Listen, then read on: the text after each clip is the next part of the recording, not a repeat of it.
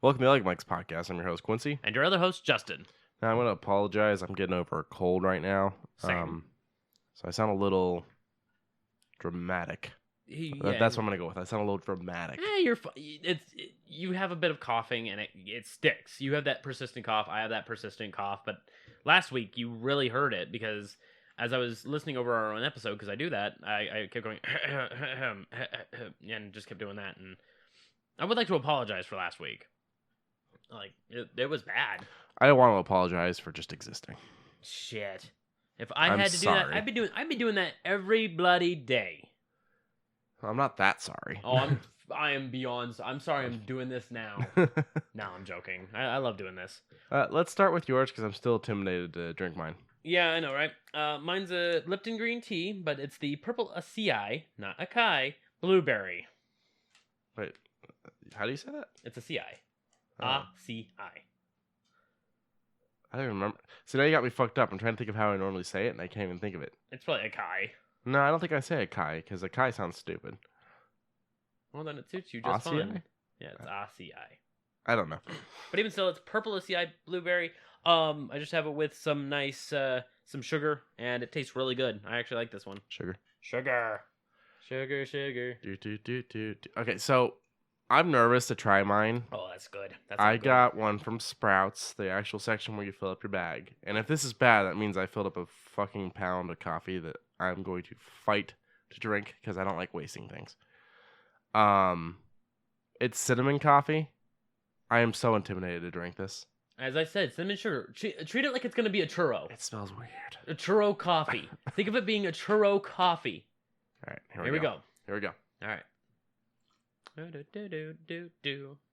Honey. Okay, no, it's not necessarily bad. Okay. I did definitely let it sit too long. It's not as warm as it should be. Okay. But how is it overall? I can definitely get through this package. I don't see myself buying it again. Okay. You know, like, I don't see myself going, oh, you know what I really want today? I want some cinnamon coffee. Yeah, you're right.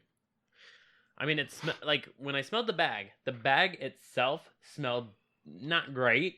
I think it's just because it's one of those fucking Sprouts healthy, biodegradable fucking bags. trash bag things. But then when you poured it into the grinder, I was like, you know what? That's not too bad. That's not too bad. So I enjoyed the aftermath on that. Yeah. The movies from last week were... We should probably talk about them in order from which you watched them. So the other one was the first one. Yes, you're right. I'll do that. There we go. Yeah. So the first one I watched was The Strangers. A nice 2008 film. Only had a budget of $9 million, but it made $82.4 million.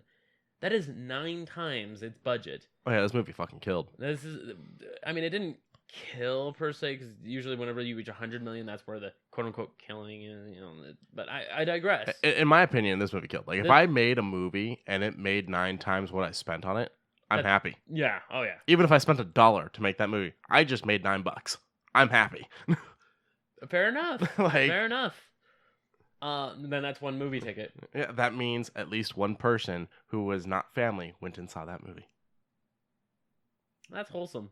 I like this movie. I don't understand the 40s it's getting on Rotten Tomatoes and Metacritic. I find it really weird to see that because I've never met anyone that doesn't like this movie. People suck this movie's dick all over the internet. Now, sucking its dick, I don't think I'll do. Like, it was good. I gave it a stern 8 out of 10 for me, just because I do enjoy the premise of, home invasion movies. Yeah. They're up there as far as what I like as far as horror.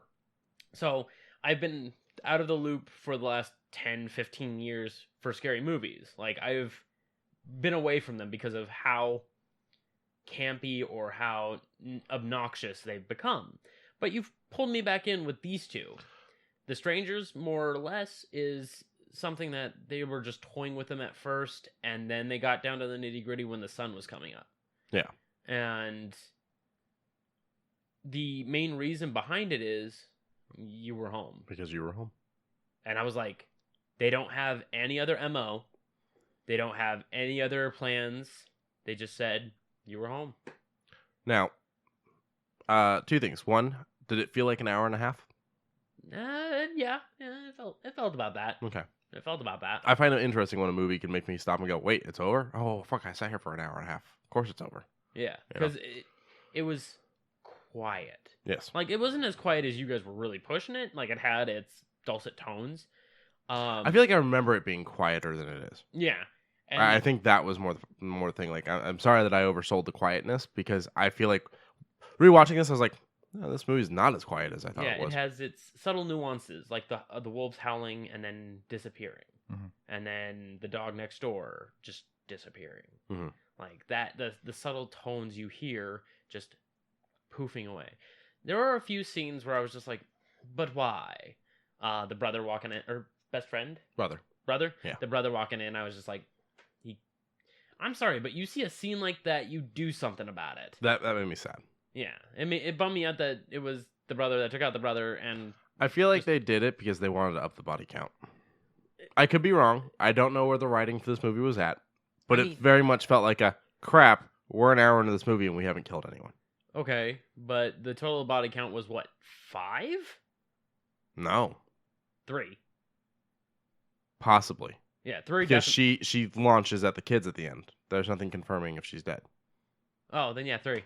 So possibly 3 if she is dead. Yeah. If she's not dead, 2. Wasn't there like a little snippet at the very beginning? No. You're thinking the other one. Oh, I am thinking the other one. You're right.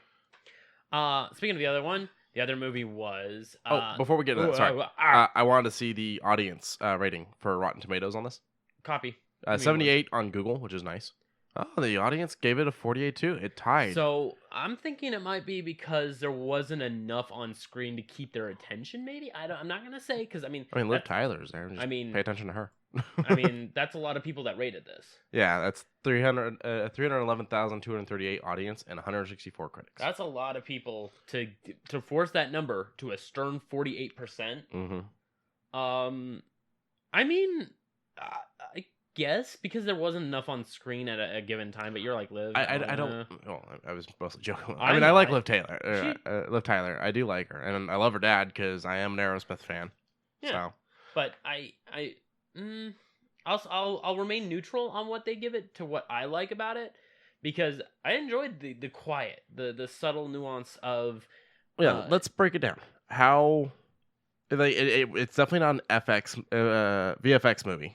Yeah. And it didn't need much in the way of FX either, because they actually crash a car into another car. They actually chop at a door with an axe. So really the most FX makeup moment you get is the brother's death. Yeah, and that's did that look good? And also the costume, their masks. Oh yeah, the masks, but those are pretty simple. So did you like how all that looked? Yeah. Okay, so it gets high points there. Yeah. Would you have liked it if it had been quieter? No. Okay, so would you have liked it if there had been more noise? I figure it was actually pretty good where it was at. Pretty good where it's at. The reason why I put it like that is because any more noise, it would seem like they're forcing us to, like, hey, you hear that? You hear that? You hear that noise? Yeah. Get now it's gone. You notice that noise is gone. No. It was subtle, it was to the point, and it made us acknowledge that, there's people actually doing shit out there. Work it out. Okay. And where were you at on the story? Story, I think it took a little bit too long to get to the major climax. Too much time dicking around with the couple and why they're upset at each other. Yeah, before we actually start getting to the spooky yuki. Yeah, putting hello on the fucking window just to have the climax be what it was. Yeah. I don't know. Okay. So it's getting good points and getting bad points from you. Where are you gonna put it on a scale? I put it at a kind of high 8 out of 10. Okay. So it's like an 80% then. It's an 80%. Okay. Now the reason why I put it up there is because it draws me in, being that, fan of home invasion and, them trying to lock themselves down. Like when we saw Hush. Mm-hmm. Like that was a good one. That one I would put really high up just because it was a new take. It was someone who could not hear. Yeah. Who had to try and figure out. She wrote that, by the way. Did she? The one that plays the deaf one in that? Yeah. Oh, she wrote that. Yeah. That's actually really neat. But this one didn't have too much. It had an inexperienced man with a somewhat experienced woman who seemed to be a little more experienced than he was at trying to fucking lock people out. I digress. But it was nice to see, another one that tried to do another cusp. Mm-hmm. another weird little thing was not a single person on the entire street. I'm pretty sure you'd get some passerbys. Yeah, that was my thing. Like, it was like they wanted it to be rural, but yet you still very much could tell that there was neighbors in the area. Like, they should have worked a little harder to make it rural. Like, you watch Evil Dead, you know they're the only ones out there. Yeah. By the way, was I saying Liz Tyler? I meant Liv, if I was. Yeah, Liv. Was I saying Liv before? Mm-hmm. Okay, I wasn't sure if I screwed that up. So we're at about an 80. Okay. Now, where do you put it when you realize he left a whole fucking thing of Bluebell ice cream out throughout the whole movie and let that fucking shit -40 melt? -40%. Like, not even when the shit starts going down. He put it out on the table when he went to go to the store. And you want to know what the major issue of that was? He managed to cut through it after pulling it out of the freezer. I was like, you can't. No. You put that shit up to the heater for a little bit, and then boom, it gets that nice layer of. Nah. He took the spoon and held it over the stove for a minute. Now, see, I would want to see that scene. I would kill for that scene to be added to the Stranger's director's. Actually, have you ever seen what happens when you have a zinc ice cream scooper? It melts. Yeah, it's amazing watching it actually be able to just melt the ice cream and scoop like ice cream perfectly. I don't know why the fuck it isn't more common. I absolutely love them. You can put an ice cube in them and we'll just watch the ice cube sit there and swirl and melt. They're fucking cool. Yeah. So same thing for I think tungsten bowls. I have no idea. I only knew about the. The only downside of the tungsten bowl is that like a bowl this big is so dense that it weighs about 10 pounds. Fucking getting ready to. What was it in Hunter x Hunter where they fucking have to push the door open? Believe it or not, I still have yet to see. Oh, I have an anime that I would like to halfway review because I'm halfway through the series. Okay. If you decide to watch Hunter, they have like the first like third of it all on Hulu. I've got Crunchyroll. Is it all in Crunchyroll? I think so. Okay. I mean, even if it. I was gonna say the first third is like all of it's on Hulu, and then the rest you can find out there. You know. I mean, Crunchyroll. I love Crunchyroll. I pay for the premium, even though you don't need premium.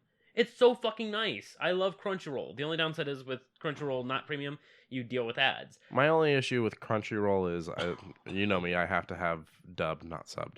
And believe it or not, they even support that now for some of these. Oh, are they? Some. Okay, that's good. It's right down there. Yeah, so there it is. 148 videos. So yeah, they have a good chunk of it. Yeah, they have almost all of it as of right now. It's one that I was thinking about because actually right around here in the 70s. This is right around where Lauren's at. Okay, I mean, I might think about doing it because I heard it's pretty good. It's from the guy that did Yu. Really? Yeah. Oh, good to see that he's still keeping up with his roots. The characters very much remind you of other characters. Like the one right there in the suit, he's totally fucking Kuwabara. Right. Well, yeah, that guy up there with the glasses. But yeah, if you look at episode 2, you can see him in the suit. Oh, okay. Yeah, he's totally fucking Kuwabara. You're messy. More the bumbling doof and less of the I want to fight everything. Although he does want to fight stuff. Yeah, it's a fun one. Sorry, we can go back to the horror movies. My bad. Okay, well, I got anime news later on, a halfway review that I actually want to push onto other people because it's a really good it's art. It is. You take Japanese art culture in like the Edo era where it's mostly like watercolor, but it's all like black and swirls. So what you're telling me is it's not Pop Team Epic. No, it is not Pop Team Epic. Beef or chicken? Beef or chicken? Beef or chicken? Pat. Beef. You've been spared. You've been spared. All right. So Strangers, you're not mad you watched it? I am not mad I watched it. I actually enjoyed it thoroughly. It's just I can see why it gets the 48/50-ish. Now they waited like 11 years and someone decided to make a sequel. I've never bothered to watch it. I didn't think it needed a sequel. Okay. I mean, I'm down to not see it. The sequel also looks like it's a lot more of like them chasing people around and shit. So I don't know. Okay. Cool. I didn't know Deadwood had a movie. Thanks to Rotten Tomatoes. I'll think about seeing it later on. Yeah, it's coming out on HBO though, so you don't have to go to theaters. Cool. I just thought I'd click that real quick. The second movie we watched was The Collector. Now this one I hold a little bit higher, even though when I looked at those Rotten Tomatoes and that Metacritic, I was like, really? This is the kind of campy that I actually don't mind. See, because I bet you anything, if we were to look at these reviews, we're going to see the word torture porn. And that's why people are going to give it bad reviews. I'd put money on it. I'll do Metacritic for this one. I will put money on it that we can find someone calling it torture porn and saying that's why it's bad. Okay. Torture porn. Literally, the person who gave it a high review of the 70%.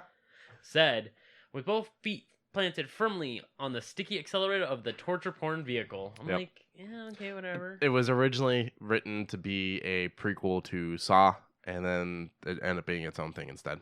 And I mean, it's pretty good. I don't actually see why it gets under a 40. Well, no, here's the thing. Scroll back down. Look at that.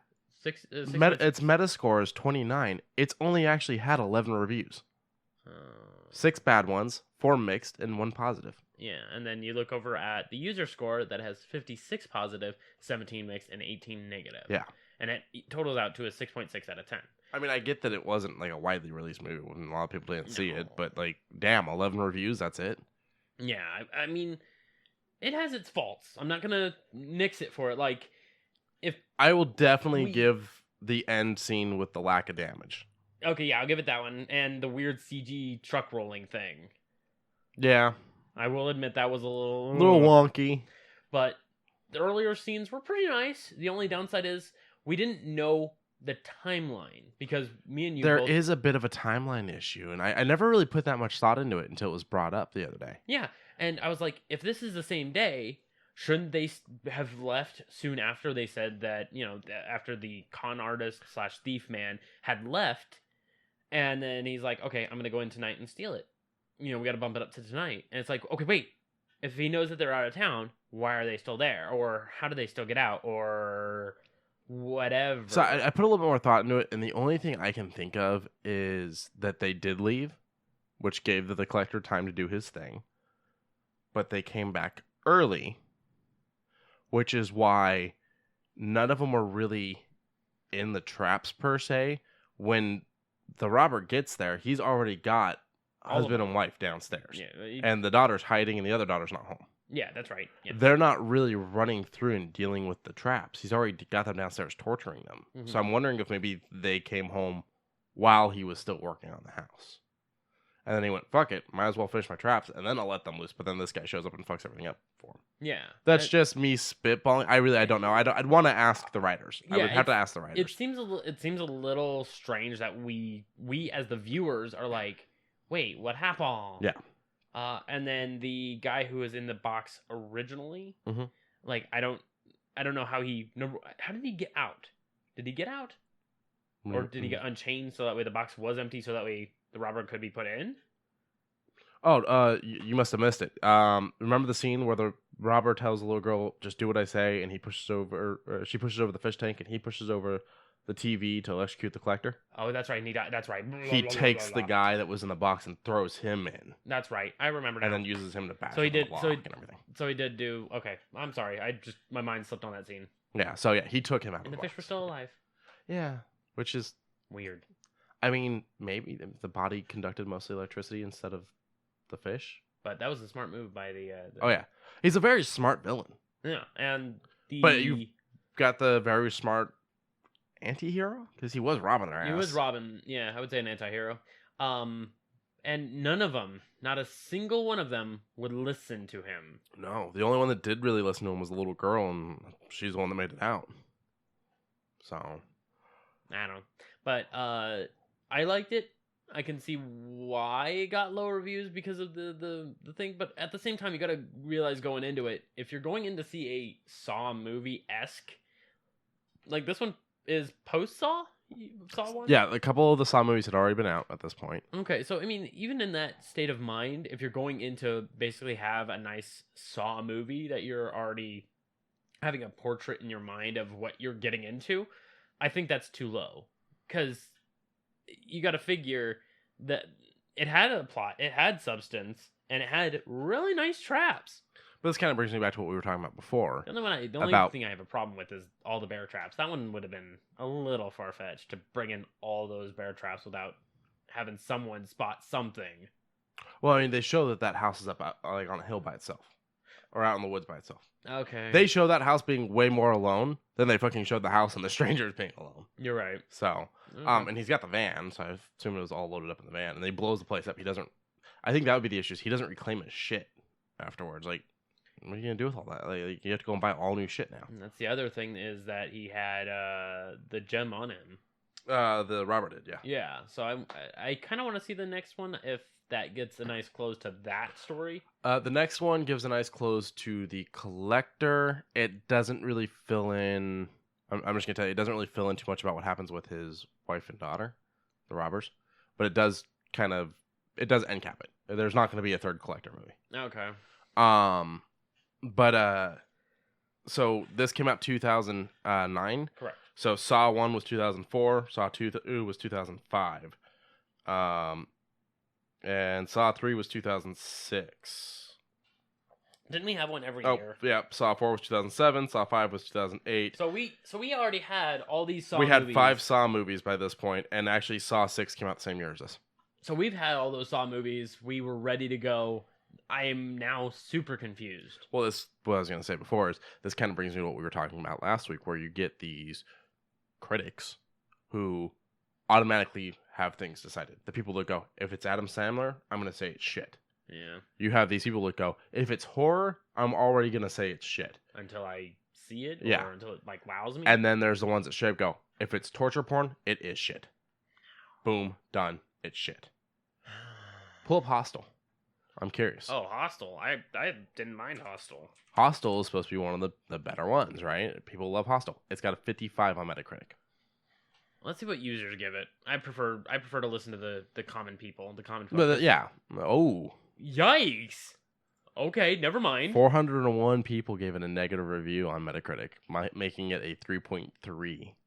Okay. I mean, I didn't mind it. It was indeed another thing of, It's still torture porn. It's still torture porn, and it had a very minor story of, hey, we're going on a road trip. Okay, let's stay here. Okay, and then problems. That's pretty much the whole story. It does make me nervous about traveling to Europe. Oh no. Like, no, I'm good. You shouldn't. I mean, Japan has the most hostels in the world, and everyone fucking loves it. Japan's not Europe. I know. But I'm just saying that there are some places in Europe. Instead, Japan's forest scares me. No. The amount of ghosts that are in that forest, fuck that. I'll give one a hug. No, I'm good. Pull up the first Saw. Okay. This I'm actually curious on, because Saw People 1... love the first Saw because of its twist and because it was less about... There was a lot less of the machines and the craziness and all that. But I love the whole franchise. I didn't see Jigsaw. Wow. It's got a 46 from the critics. All right, let's take a look at users. At least the users might give us... Okay, users 8.1. 541 positive. Okay. Because you gotta figure, it's literally just a guy and another guy in a bathroom. Yep. And then you begin to unravel their story on why they're there. Yep.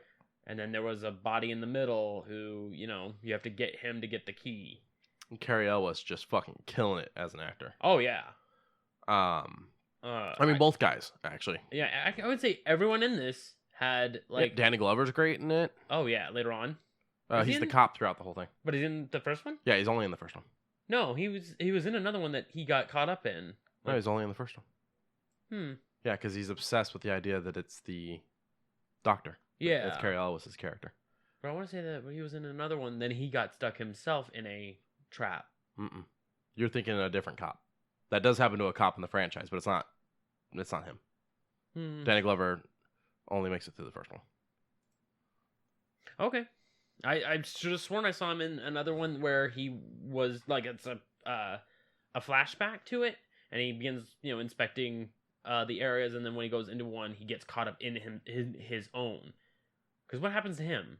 Does he already get his in the first Saw? Danny Glover? Yes. He gets his throat slashed halfway through the movie, but we realize that that's still a flashback. So when we next see him, he's talking all weird, and he's got like the scar, and he saves the doctor's wife and kid because of the Saw guy that comes for him. I forgot. Like the other guy that the Saw killer is making do his bidding. Okay. No, Danny Glover's just in the first one. We don't see him again. You're right. And his partner dies in it. The Asian guy, right? The Asian guy, yeah. Yeah, okay. I should have sworn there's I a saw him different in the one, cop that shows up in the franchise that eventually ends up in a trap. He actually ends up in more than one trap. He ends up in a trap he's not supposed to win, but he gets out of. And then he gets killed in the trap because he doesn't take the time to listen to the instructions. Spoilers, sorry. It's fine. No, It's the guy that plays Luke in Gilmore Girls. Okay. Yeah, you ain't got me on that one. That's the only thing I know him from. Because the last one I remember seeing was, as far as the last scene that is still... Oh, you're thinking of Donnie Wahlberg. I think it's Donnie. What Mark Wahlberg's little brother. So he's the cop in number 2, goes to save his son, gets locked in the bathroom from number 1. Number 2 being the house that they're all in. Okay. Yes. So the next time we see him, okay, he's chained up, standing on the block of ice with the noose around his neck. That's right, and it's melting away, and the other person has to save him. Yeah. Okay. Yeah. Okay. It's starting to come back together. Yeah. And then the very last Saw movie that I saw with the last scene was the detective and the asshole cop. The asshole cop gets into this lockdown box while the agent. That's the one I was talking about, the guy from Gilmore Girls. Okay. So he originally gets put in a box where they fill it up with water, and he's not supposed to win that one, but the guy didn't take his pen from him, so he trakes himself. And then that's the box where if he had just listened to the instructions, he would have known he just has to lay in the box, and he would have been fine. Instead, he immediately pushed the guy that's working for, or is the new, however you want to look at it, Saw killer, the other cop, into the box, and then he gets crushed. And in the next movie, he basically uses his hand from when he got crushed to start framing him as the Saw killer. Oh. Yeah. And then I remember that... Big spoilers for the Saw franchise. Sorry, guys. Sorry about that. And then I remember one scene that came after that I saw through either YouTube or something else, maybe Daily Social, was a trap where a woman had to reach her hand into a vat of hydrochloric acid to take a key. It was going to flay her chest piece if she doesn't. Yeah, so... And it was unwinnable because the key didn't work. Yeah, basically, as the movies are going, it's a little hard to tell because 2 of the movies are happening at the same time. You're right. I don't really remember. When you watch them, it's not as hard to understand. It's just thinking back to it. You start getting your wires crossed. But basically, the original Jigsaw is dying. He has brain cancer. That's right. And he has what we originally thought was one... what's it called when you're working for someone? Hired. No, like you're being trained by them. Oh, he's got one apprentice, is what we originally think. Then later on, we find out about the cop apprentice, who's got 2 apprentices. But her, she's making them unwinnable, which actually leads to her death eventually. Okay. So she's the one that did the trap where the lady reached into the acid and the key didn't work. She was making traps purposely unwinnable for people she felt were danger, like the cop that was investigating them. Okay. But the other cop keeps doing the traps. He's not making them unwinnable. He is still doing the traps and everything, but the problem is he's still a killer, and they got to take him down and whatnot. And then they actually ended it really well in what was originally the final Saw movie. I loved the way they ended it. I didn't see it coming. I thought it was great. And then give it like 7 years, and they made Jigsaw. And I didn't see Jigsaw. I didn't see the point. I might want to look into Jigsaw because it's on one of the streaming services. I heard it was a really good one. You should probably finish the franchise first, though. You should probably get caught up because it does follow afterwards. How many are there? 7? 6 or 7, yeah. Okay, then I just have 2. If there's 7, I got 2. If there's 6, I only got 1. So. Okay. Saw 3D is the last one. No, wait. Saw the final chapter is the last one. Okay. Saw 3D is the one where the chick's reaching into the acid. Okay, yeah. I think. Let's see. Saw movies. Enter. Okay, so 1, 2, 3, 4, 5, 6, 7, and then Jigsaw. No, 3D should be in there somewhere. Right here. Or, oh. Unless 3D is also 6 or 7. Saw 3D. Let's find out. The final chapter. Okay, yeah, so it's 7. Okay, yeah. So, okay. 1, obviously you know which one that is. Yes. 2 is the house. Yes. 3 and 4 are the ones that are running at the same time. 5 is the fake. 5 is after his death. Yeah, okay. 6 is continuing where 5 left off. 7 wraps it all up. And then Jigsaw is like the aftermath. Jigsaw is like 7 years later, and someone has shown up and started doing the Saw stuff again. Cool. It's like a copycat or something. Cool. I don't know. I haven't seen it. Cool. Okay. Then one of these days.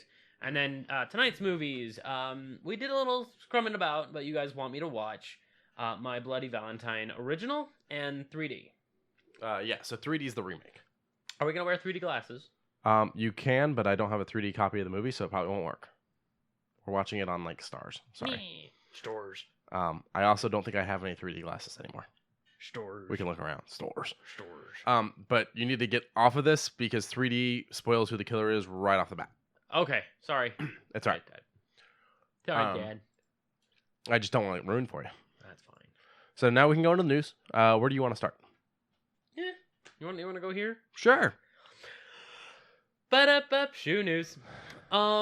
So to those who don't really know me too well, I'm not a big fan of Destiny. I love Destiny as far as like aesthetics and otherwise, but as far as like Crucible, that's the only game mode I like. I don't like the PvE and the strikes and the raids and all that hardcore nonsense it doesn't make much to me. But Palladium, a boot company, worked with Destiny to make these really nice boots that you can turn into half boots. I like them a lot. They look comfy. And when I first saw them, I didn't think Destiny. I thought Firefly. And I was like, ooh, these look good just on that standpoint. But of course, it's not Firefly companies or anything like that. It's Destiny, and I mean, I'll wear them. I'd buy them. Now, what I love about that is the fact that Cade 6 is played by Nathan Fillion, who is the main character in Firefly. Yeah. So, yeah. And I made fun of your favorite character, Destiny. I don't know why. I don't. Can you honestly tell me that one of the other ones is better?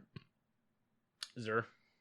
Okay, Xur's not one of the fucking three though. I'm talking about out of those three? Yeah. Oh, fine. Cade wins. Yeah.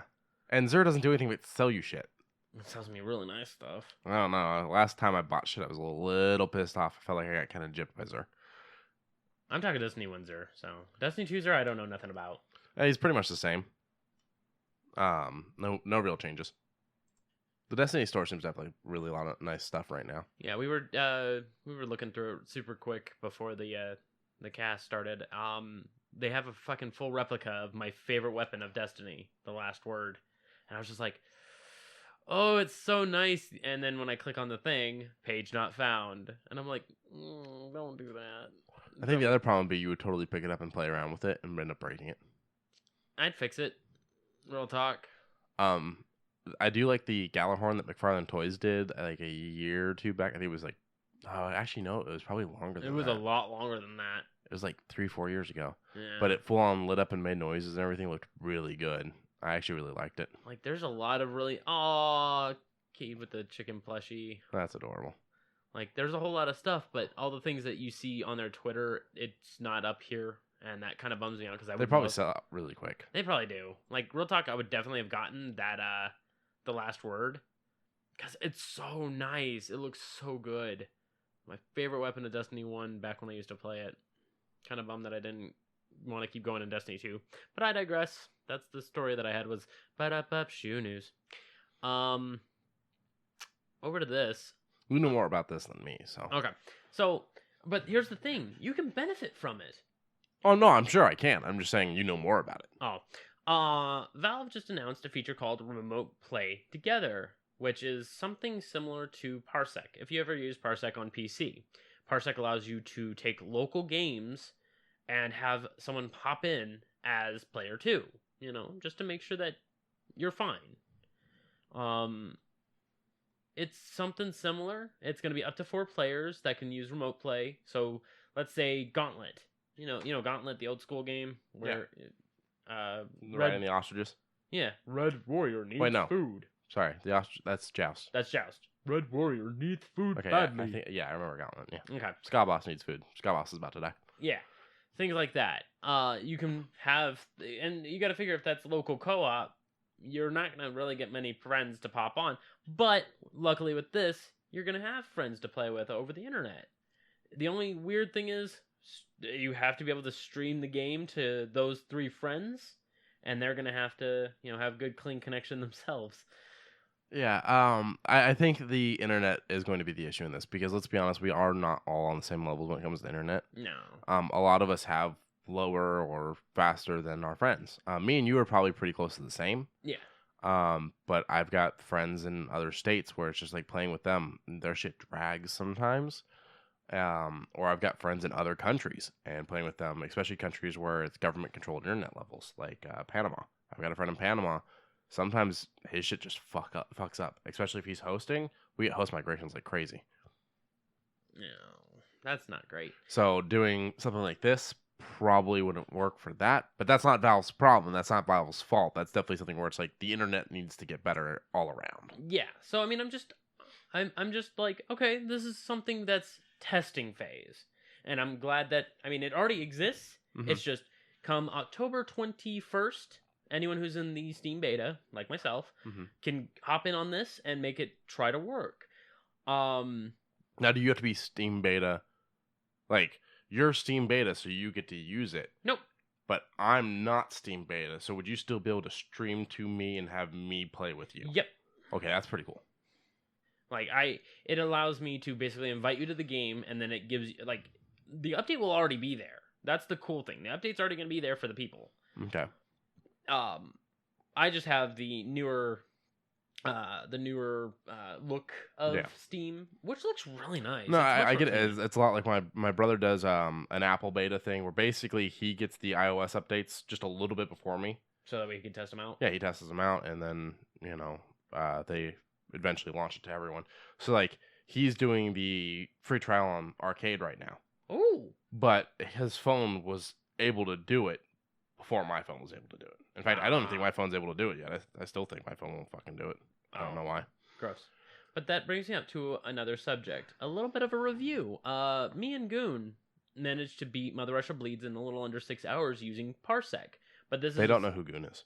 Oh, my second in command for the Longshot Heroes. There you go. Thank you. But we beat Mother Russia Bleeds in a matter of 6 hours using nothing but Parsec. Like, don't get me wrong, he dropped out maybe twice, but he got right back in. We got back in it, and we finished that game super quick. Now, to those who don't know what Mother Russia Bleeds is, it's a Devolver game that is a beat 'em up that involves a lot of drugs and blood and anger and drugs and drugs and liberation and drugs, and I like it. I liked it a lot. And drugs. It has a 9 out of 10 on Steam, 93% on Google users. I find that to be fair. It is borderline Streets of Rage. Okay. Like, it is, but with drugs. But with drugs. Okay. A lot of drugs. Gotcha. You inject yourself with an ability boosting serum that you just start punching the shit. Called cocaine. Maybe. Like, your blood is rushing. You are ready to go, and you have like this mounting system that you climb onto a woman and just punch their head into nothing but mush. It is over hyper violence. It definitely sounds like Devolver. It is Devolver digital. At least actually I don't even. No, think it's Devolver. Is it? Yeah, right there. You just had it a second ago. Oh, yeah, right there. Okay, cool. Yeah, I was like, I don't remember if they did, but even still, I just got a Nintendo Switch release. Which this is one of the very few M-rated games that is on there right now. Because they're a family company. They are. It's $15 on Steam, but every now and again, whenever Devolver Digital will probably have a 66% off, wait for that. Or hell, I find it to be worth the $15.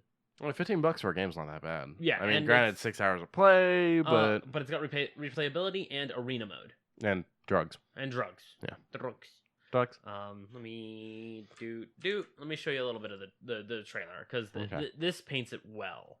Like, it's a faceless statue. Okay. Yeah. Bloody statue. Okay. A dog eating a corpse. Okay. And drugs. It's Venom. That's what it is. It was kind of green. Yeah, it was kind of green, but like this animation style is very reminiscent of I don't know. Oh man. Like I want to say I know what this art style is. But it's very good. You play as one of 4 characters, and each one has there are little bits of pros and cons. Each one has the best strength but is slow, one's all around. But it's like 8-bit, right? 16. I'd be fair to say a little like 16 to 32. Okay. Because it does have a lot of shade to its colors. So, I liked it. Liked it a lot. Call it a little mini review that I do find the 9 out of 10 to be fair. I can do a little quick mini review of my own, too. I put some Dead Cells. Hit me with that. I love that Dead Cells. I enjoyed it. I do find that sometimes when I'm dying, I don't quite understand why I'm taking so much fucking damage all of a sudden. when you progress through a door, everything scales. Yeah, I know. Their enemy health scales and damage scales. So you gotta figure. But I'm enjoying it. It's got a 10 out of 10 on Steam. Shit, yeah. I mean, I think that's pretty fair. I might put it at a 9 out of 10 just because it does kind of throw you into the game and go fucking figure it out, and that can be fun. This isn't that I didn't go into this game looking for that. Like being thrown into shit in Doom was great. With Dead Cells being thrown into shit, I would have liked at least a little bit of a hey, do this, hey, do that. Yeah, there's people you can talk to a little bit at the beginning and whatnot, and that was helpful. But I'm definitely enjoying it. You can't progress backwards though, right? That is correct. As soon as you go through the door, you can't go back. Which is confusing because I feel like they're constantly because it's all randomly generated, right? Halfway. Like Okay. it uses like grids that can be filled in with. I just feel like sometimes they're putting in shit that I shouldn't be able to affect yet, and I don't fully understand that. But I don't know. I played on the Xbox. I enjoy it. Apparently, it's coming to Android. They've got a little thing where you can put in your email address, and they'll send you a little notification when it's ready. Neat. I mean, that it's not a heavy taxing game, so I wouldn't be surprised if it's just going to be immediately available soon. Yeah. It flows well. It feels well. I've only fought, I think, 1, maybe 2 bosses. Oh, I haven't done a lot. You'll get yours in a moment. Like you'll get that flow and feel. You'll get your dodges right. You'll get your like it's. I definitely enjoy a lot of the weapons. Oh yeah. Like the weapons are amazing. There's a sword that you take twice as much damage but deal twice as much in return. Yeah. That one's my go-to because I have no fear. And it's definitely kind of funny. Oh yeah, it has its humor. It has its fun moments and a pile of corpses. They kind of look like me. Oh. Yeah, and even the emotes of the main character that doesn't speak and he just holds out his hands and gives like a light shrug or does the up yours so New York style. Here's one thing that you might be able to answer for me. What the fuck is up with I died a couple times and now the area I keep starting in, there's normally a door I can't open and then a really big door I can't open. What the hell's the point of those doors? The big door is after you beat the I believe it is called the Endless Pain. Okay, so it's beating a boss. Does that door count? Like, does it jump me forward or something? No. What it does is it basically turns everything up. It's champion mode, if you will. Okay. Everyone gets a lot. And then the that's weird. I don't want that. Where's bosses?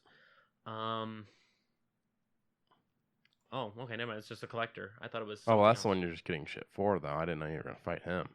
Mm-hmm. And then the little door. Any clue? The little one, I don't know. I think that was a part of the last patch, and I haven't had a chance to play it. Okay. Actually, no. I think it's the other way around. I think the little door is champion mode, and the big door that has like all these arrows in it. I don't know what that one's for. Okay. I think it's interesting either way. I enjoy it. Is there actually an end to it? Kind of. It's kind of like a. Seeing as they're constantly updating it, it's just for the update sets. I would say it's more along the lines of yes, but you start again. Okay. It's basically history repeats itself. It's Dark Souls logic. You win, but history repeats itself. Do it again. Okay. All right. I'm enjoying it. It's definitely something I like to just kind of fuck around in. It's not something I'll sit there and binge play for a couple hours.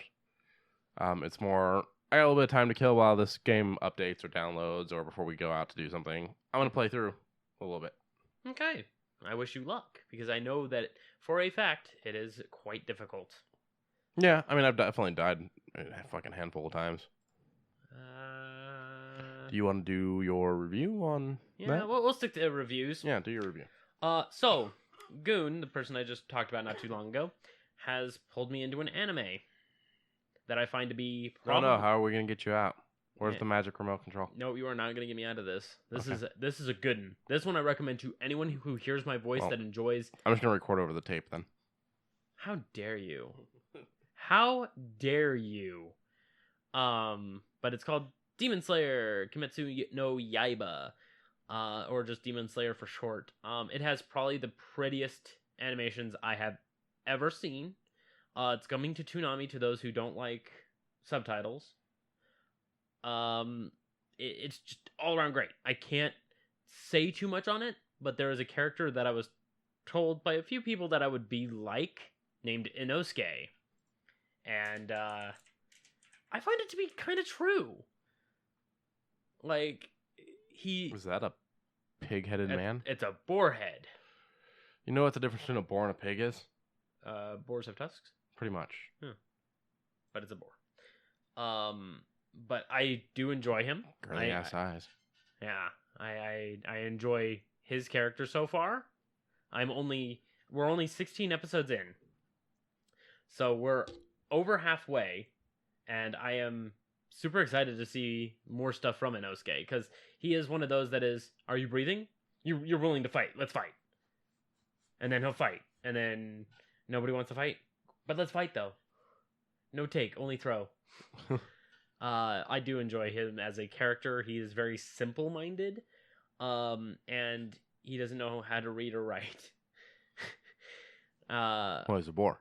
Yeah, he is that of the forest. He is very interesting. So I'm super excited to keep this anime going. That one has boobs. Someone made one with boobs. Oh no, that's Jessica Nigri. Oh. At first, I thought that was a statue. No, it's It's cosplay. Cosplay, yes. Okay. She got the eyes pretty good on it. Yeah, she likes doing that stuff. Like even with the hair. So he's not always boar. No, he takes it off when he's like indoors. So is it a mask? It's a mask. Oh, I thought it was actually like his head. No, his fighting style is called the Beast Scent. Interesting. But yeah, I love him to death. He's a good man. So this whole time I thought he was gonna be part bacon. God, I mean maybe. Not Kevin, but boar. Yeah, I love him to death. So I do recommend it. Each of the characters has their soft spots, if you will. And then the demons themselves are all very, very bloodthirsty toward human, all that, but each of them have a reason to be like that. Gotcha. So I'm super keen to push this anime. This is a good anime. I haven't watched anime in a while, so this was a breath of fresh air, if you will. And then I finished up My Hero Academia season 3, so I can be ready for 4. And I've noticed something between the two. After watching them after quick succession, I finished up 3, and then we kept going on Demon Slayer. I don't really like My Hero. Not in a negative sense, but I hope that season 4 brings something big. Or at least the second movie brings something big.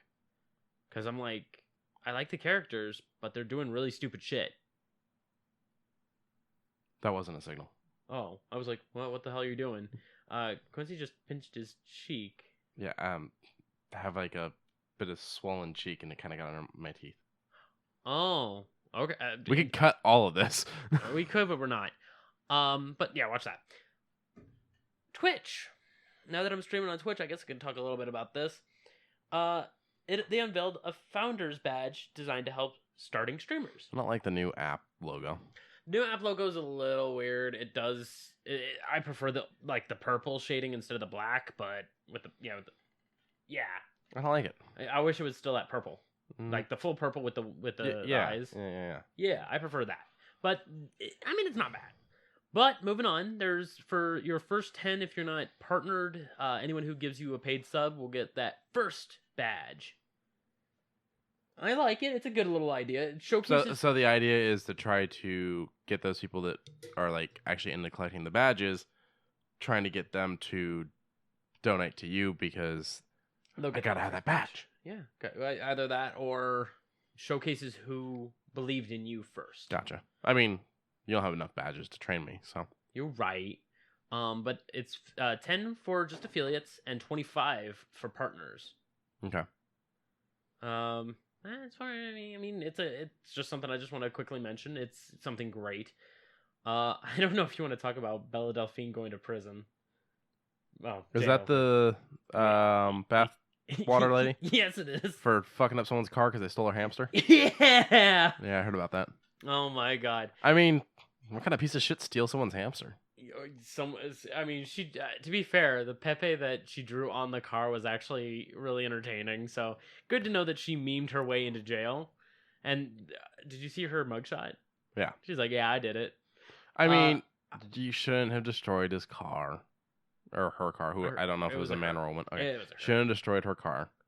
But you should not have stolen someone's fucking hamster. Yeah. That's fucked. That's kidnapping. Well, it's hamster napping. Hamster napping. Kid hamster. Hamtaro. Didn't watch it. So, I mean, I just wanted to mention that, too, I guess. Yeah, I mean, I would have called the cops instead of defacing their car. But, I mean, she got the hamster back, so. Go her. Go her. I leave it up to you. Yeah, we can touch on this one. So we've got some images of concept art for the PlayStation 5, and it is fucking hideous. It doesn't look... I mean, yeah. It's fucking hideous. It is not great. And it's got pause, play, rewind, fast forward, eject buttons on the front. Because apparently it's the early 2000s, and it's DVD players and VCRs all over again. I don't understand. The only button there should be is eject and power. That should be it. Maybe a hard reset switch in the back if you need it. But that's it. Yeah, I can't think of anything else. I mean, maybe pairing for Bluetooth devices? Oh, yeah, sorry, a pairing button. Yeah, there should be a pairing button. You're right. I mean, other than that... I like that Xbox kind of hides it on the side with the Xbox One. It cloaks it perfectly. Yeah. But I still do the old-fashioned thing of plugging in the controller into the USB port, turning it on, and it just works. And I'm like, cool, it's already paired. Because it force pairs it. Yeah. But other than that... I actually don't think I have any cords I can plug my controller into my Xbox with. I've never bought one. Oh. Wait, yeah, you have mine. What are you talking about? The one that plugs into the top, you can just plug it in there. No, that goes to the PlayStation. I'm talking about Xbox. It still works. It's the same port? Yes. I've never looked. Never bothered. But I left one here once. Yeah, I've never even bothered to see if that worked. Wow. I just fucking pair them. You're right. I mean, you're right. It works all the same. But I'm not a big fan of the beta design. I'm like, what is that? A fucking weird V-shaped cup holder? Like, yeah, what is that for? Like, if it changes colors and showcases like an array of things, maybe it's not gonna matter. It sits inside my entertainment center. You're not gonna fucking see it. You're right. I'm not gonna stand my console up either. No, that was like when you turned it sideways, I was like, what the fuck is this? The other thing that's kind of annoying me is we have all the specs on it now, right? Mm-hmm. The solid state drive, the memory. You want to run through all of it? All right, real quick. I mean, you don't have to read all the breakdowns. Just read what you think is needed. Don't pull me. I'm not. The CPU is fine. It's just a simple 3.2 giga. It's an 8-core AMD. It'll do. It will do the job perfectly. The graphics is a custom AMD Navi GPU, which is a 12.9 teraflops of power, which is an overstatement for anything that is going to be needed over the next 2 years. We should just open a fucking graphics card company. Shit. I mean, I don't have the knowledge of the motherboards. That's what YouTube's for. It handles ray tracing because it's a boosted GPU. It'll have 24 gigs of RAM, which is fucking powerful. Well, it's a surprise coming from PlayStation. Code's got... I wonder how much of it the console's going to use for itself. Are they going to pull a PlayStation 3 where it uses more RAM than it fucking needs to and makes tour games run like shit? I mean, if you wanted to run a PS3 emulator on a computer, Code can run it fine. Yeah, but you know about the history of the PlayStation. I do. Okay. I do. Making sure. It made New Vegas run like shit. It made New Vegas run like shit. It made Infamous 1 run like shit until a patch rolled through. Because they thought when PlayStation said, this is how much RAM it has, that meant this is how much RAM it has, not this is how much RAM it has before we decide we need half of it just for the console to fucking run. Correct, but I'm sure they fixed it. I mean, I'm sure. I just like talk shit. I know you do. I'll probably get hit, but you know. I do find that 24 gigabytes can run the PS3 emulator if they happen to want to do backwards compatibility. Yeah. So I'm thinking that this thing could run all generations of PlayStation at once. I'm curious if they're going to do an emulator or if they're just going to be like, fuck it, we're going to just build it to where it has the software to be able to run them. Because the emulator thing was a good idea and worked for Xbox, except for the fact that Xbox, let's be honest, there was kind of a flaw. You have to wait for them to get the renewed the rights on everything. I believe. Well, emulator would bypass that. No, because emulator is what Xbox does for the backwards compatibility. Okay, unlocked emulator then, because emulation is how you run something of the past now. I know. Okay, so it would be an unlocked one because you own the disc. Who cares about licensing? That's what I say. But what I'm saying is, will PlayStation put in the software where you can just run the games? It doesn't have to technically. I'm saying because if they do an emulator, you run into the legal issues Xbox ran into. You can't just do an unlocked emulator legally. They had to go through and get relicensing and everything. That's why we didn't have all the games. But that confuses the shit out of me if you already own the disc. They don't care if you own the disc. That's dumb. You're trying to play it on a new piece of hardware. That piece of hardware doesn't have permission to play that game. That's dumb. It has nothing to do with your disc. Go play it on an old system and see what their response is going to be. That's dumb. Here's my thing. Instead of doing an emulator, why not just build in the stuff that a PlayStation 3 would have? Well, I mean, yeah, I guess that could work. It only kicks on when a PlayStation 3 disc is in. Okay, I mean, sure. Or 2 or 1, whatever the case is. Because I'm assuming that's what they've done in the past. Like, I don't know how the original PlayStation 3 before they canceled that and re-released it to where it wasn't backwards compatible. That was emulation. That was emulation? But it allowed for everything. So I don't know what the issue was there. I don't either. I don't understand all the workings. So, sorry, we were at the ray tracking system and the memory. Now we're on the solid state drive, which I'm like, cool. But apparently it's going to be either a hybrid drive or have a solid state drive for the operating system and then a hard drive for the games, which I'm okay with. But if it's a full SSD set where one SSD is for the operating system and then the other one is for your storage and games, I worry how much that's going to be. Because solid state drives, they're slightly going down in price, but I'm still a little curious about their custom build. So, considering everything in this is custom. How much stronger is this than the PlayStation 4? Much. Okay. Because there's only 8 gigabytes of RAM in a PlayStation 4. Okay. The graphics unit, this one has 12.9 teraflops, while I think the PS4 only has like a 3. How many games out there push the PlayStation 4 to its limit? A few. Metal Gear Solid 5 did it. Okay, there's one. My mind's kind of tracing back. Hold on. PlayStation 4 beings. I've always wondered what your inner monologue sounded like. Now I know. Red Dead 2 bumped it a little bit. Okay. GTA 5 on a regular, not a pro, took a while to load. Really? Yes. GTA 5. GTA 5 took a while to load. Gross. Yeah. Probably on a pro it'd be a little bit quicker. Gross. But I only know of the PS4. God of War was pretty quick, but it did have some slowdown when you were on the water in the main lake hub. Okay. That one did have a little bit of slowdown. I heard Death Stranding is going to cut itself down to 45 frames. When's Stranding coming out? Do we have a date? I think it's November 8th. Okay. But I heard it's going to cut down to 45 frames on the regular PS4, and it'll be a stern 60 frames 4K on Pro. Okay, so we've only actually got 3 so far that have actually pushed it.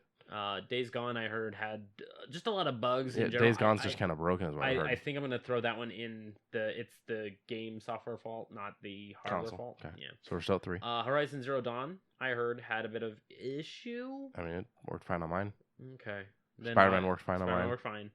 Monster Hunter World had a bit of lag, but I haven't played it. I played it on my Xbox. That's fun and fair, but I got patched out with a lot of bug fixes. Mm-hmm. That's okay. So it's a few. Okay, enough to warrant a whole new console, or enough Just to upgrade to Pro is what I'd do say. some upgrades. Okay, upgrade to Pro is what I'd say. If Sony had a project that said, you give us your old console and $100, we will reskin. Like, let's say you sent in your Nathan Drake one, your Uncharted one. You sent that in. They'll reskin the PS4 Pro with that skin. And move all my files over and everything. Yeah, move so everything I don't have to over. re-download my games when I get back home. Yeah. I would do that. You would do that. That and $100, you'd be cool with that? I'd be fine with that. That would be an amazing project. Just because the PS4 Pro, But you know what Sony just heard from that? What? We can make $100 off of everyone. Or We can keep releasing games in the franchises that they like, but only make them available on the 5, and they'll have to give us $1,000. Or whatever stupid price tag this thing ends up fucking having. Yeah, I don't like that. But that's how these companies look at this shit. And it's not just PlayStation. I'll fucking shit on Xbox for this too, because Project Scarlet's pissing me off. Okay. So the PlayStation 4 Pro has a 4.2 teraflop. Okay. Has a 2.1 gigahertz processor, so it's a little bit slower. It only has 8 gigabytes of RAM. That's interesting. I thought it had 16. I love that my processor is better on my Xbox One than the PlayStation 4 Pro. Oh, sorry, the One X. My bad. Yeah, this is One X. Yeah, then the One X has 12 gigabytes of. Why isn't the regular Xbox on this fucking breakdown? No, that's the One S. I thought the One S was the. No, there was the Xbox One, and then there was the One S, and there was the One X. Interesting. Yeah. But yeah, I'm looking at the Pro specs. The One and the One S are basically the same. You're right, but yeah, I'm not really looking too keen on the Pro right now. Like, I'm looking at the 4.2 teraflops, and I'm like, eh. But the PlayStation 4 Slim, which I do not have, I the OG, is 1.84 teraflops. I'm just looking at the fact that the One S is $150 cheaper than the PlayStation 4 Pro. And the only thing it gets trumped in is the GPU. Well, a little bit of the processor push, but... Oh, okay, yeah, the processor push, yeah. Not really too much. But how many games are going to push that? How many console games are going to push that? I mean... Because we all know there's a fuck-off game for PC that you need a fucking big beast of a monster PC. We know that. We just talked about it through the phone, and we were like, oh, wow. Was Star Wars was going to be nulling down their specifications for PC release. Yeah. So I'm like, if they had to do that for that, I'm pretty sure they're going to have to do it for consoles. Yeah. Because there are, like, if you put it out for regular, the Pro or X variant. That's one of the things I've never understood is these game companies go through and make a game on their fucking $1 billion computer that they have sitting in their fucking office. Yeah. Like, wow, of course it runs amazing on that fucking $1 billion computer. No one owns that, though. Few people own it. Well, they're fucking multimillionaires. And they probably don't even actually play games on it. Yeah. They probably, do the watch taxes. Missionary porn. Yeah. It's boring! But on a more serious note, like... While fully clothed. Shit! But on a more serious note, there is a lot here that explains itself to be maybe this new technology... I'm not playing devil's advocate. I'm just saying that this technology might be needed not as near of a future as next year. Yeah, you realize they're saying holiday season. 2020. Which tells me layaway season. So October. August. August? Okay. I mean, layaway starting in August. Maybe they won't have it in August. Maybe they will wait till October. Okay. We'll say October. We'll say October. So we are a year away from the PlayStation 5 most likely. And I don't know what's going to be released. Number one, I don't know what's going to be released for it. I don't know who's working on anything for it. Well, I'm assuming every game that comes out will get budged. The beginning of that year that is considered worthy. For instance, like what they did with GTA 5, where GTA 5 came out and then was re-released for the new consoles. You get what I'm saying by the whole worthy thing? I guess. I'm worried about buying the same, like people buying the same fucking game just to say. People did it. Yeah, well... I know plenty of people did. People did it with Diablo 3. People are still doing it with Diablo 3. Well... You have phones, don't you? Shit. But so, everything that comes out, probably starting now, going up to the release, that is considered worthy, will get a re-release. I'm saying, if Breakpoint ends up being the game we think it is, I bet you it gets a re-release.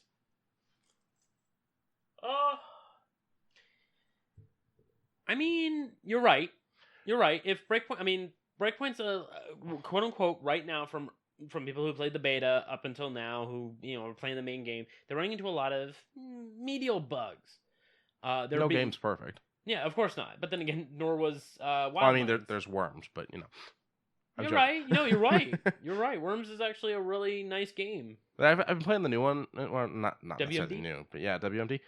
They fixed a lot that I didn't like from some of the past entries. I'm not mad at it. They definitely fixed a lot in WMD from some of the previous ones. I'm enjoying this one a lot more. It's on Game Pass. I didn't have to pay for it also. That helps.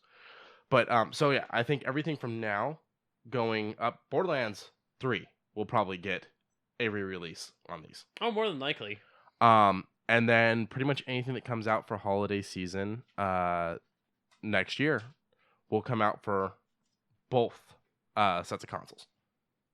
I'm thinking they'll come out with the Xbox One version, they'll come out with the PlayStation 4 version, but they'll also come out with the PlayStation 5 version and the Scarlet version. We also haven't heard anything on Scarlet in a little bit. Oh, let's find out. Let's see if it actually has. Let's see. I just know that originally they were saying this holiday because they want to fight Sony. And what I don't get is, I wouldn't do that. I would stop the console wars. I'd be like, fuck it. You guys go ahead and do your big fucking thing. Another one. Yeah. Wait a minute. When was this? Give me the date. October 10th. And you don't have the specs of the thing that just came out with the specs? Fuck off, kid. We know who you're supporting. Alright, so with the Project Scarlet, it's a 1.6 gigahertz. Why is it slower? There's no way that's true, because the numbers for the one weren't even that, were they? No. Maybe it's because it's a Ryzen. Maybe it's because it's a 16 core. So I'm curious if they're pushing all those cores to the limit, because it's a Ryzen. So. But why push all your cores to the limit? I mean, I don't understand these things as much as you do, so I'm confused. I don't know. You're supposed to spread them out as much as you can, so we'll see. It's another custom GPU.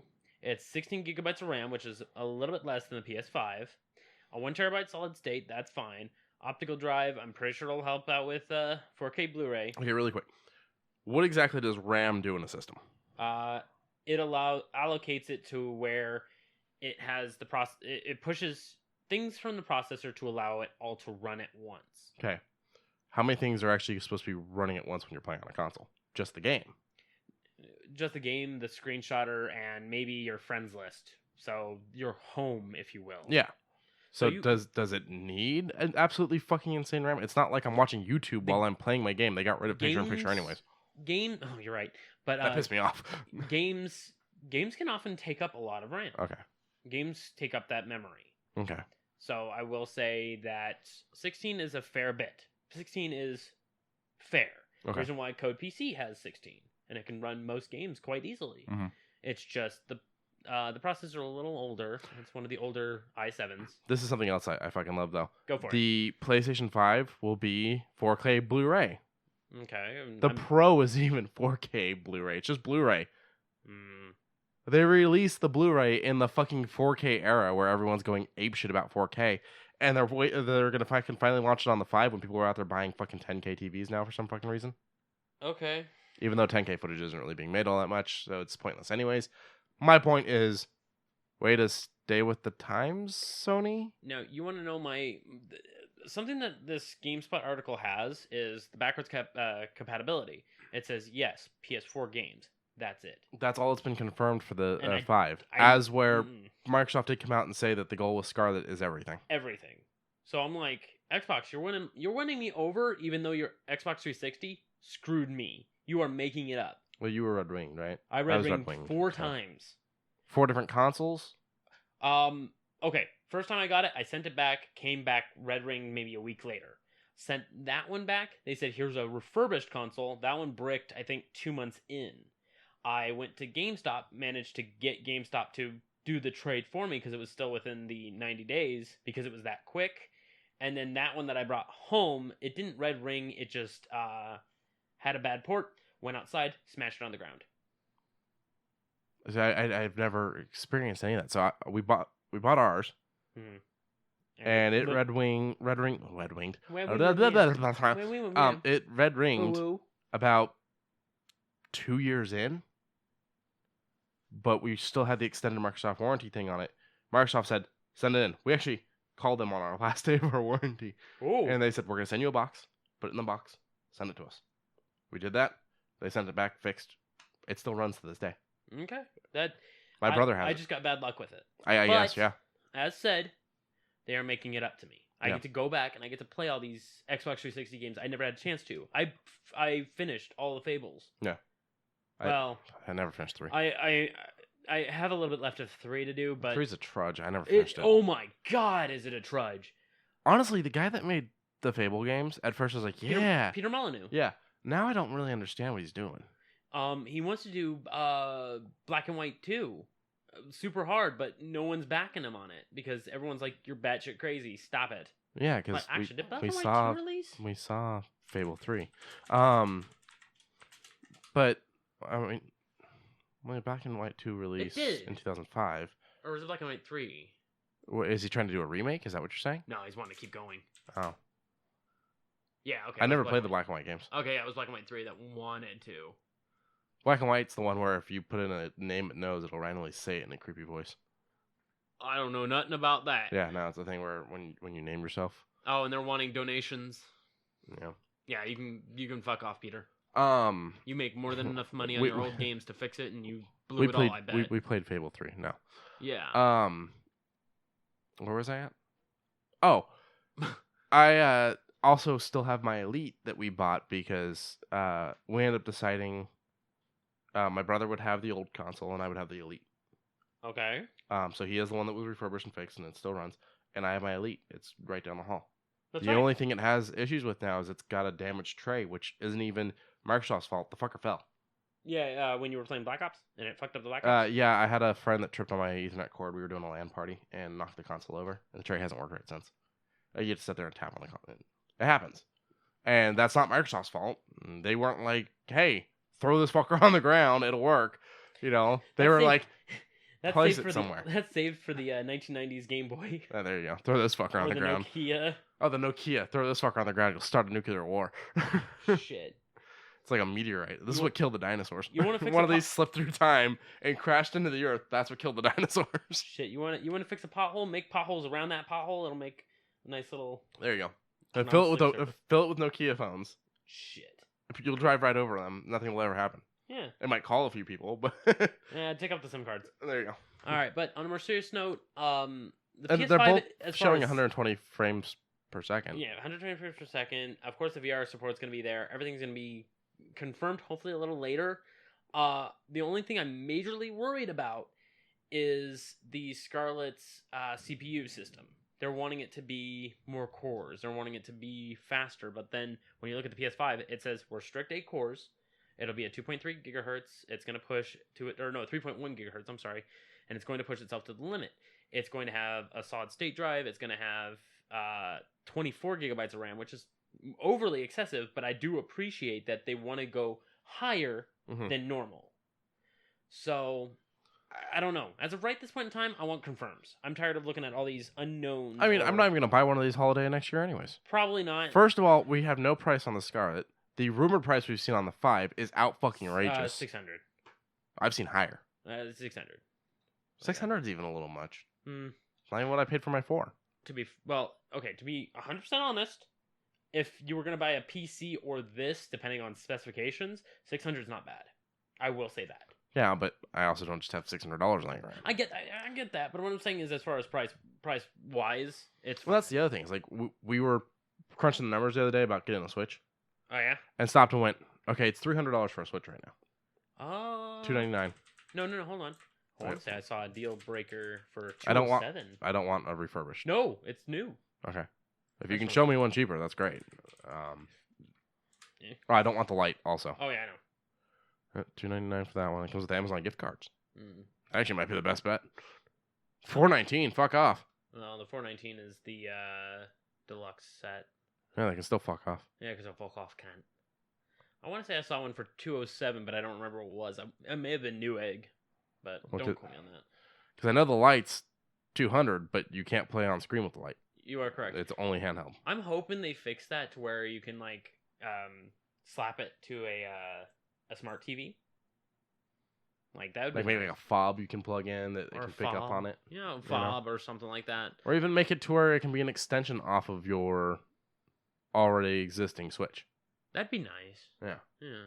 Having an extra hand port. Yeah, okay. Yeah, so $299 is the biggest we're seeing. So it's like, okay, $300. Oh, but then we have to buy a game.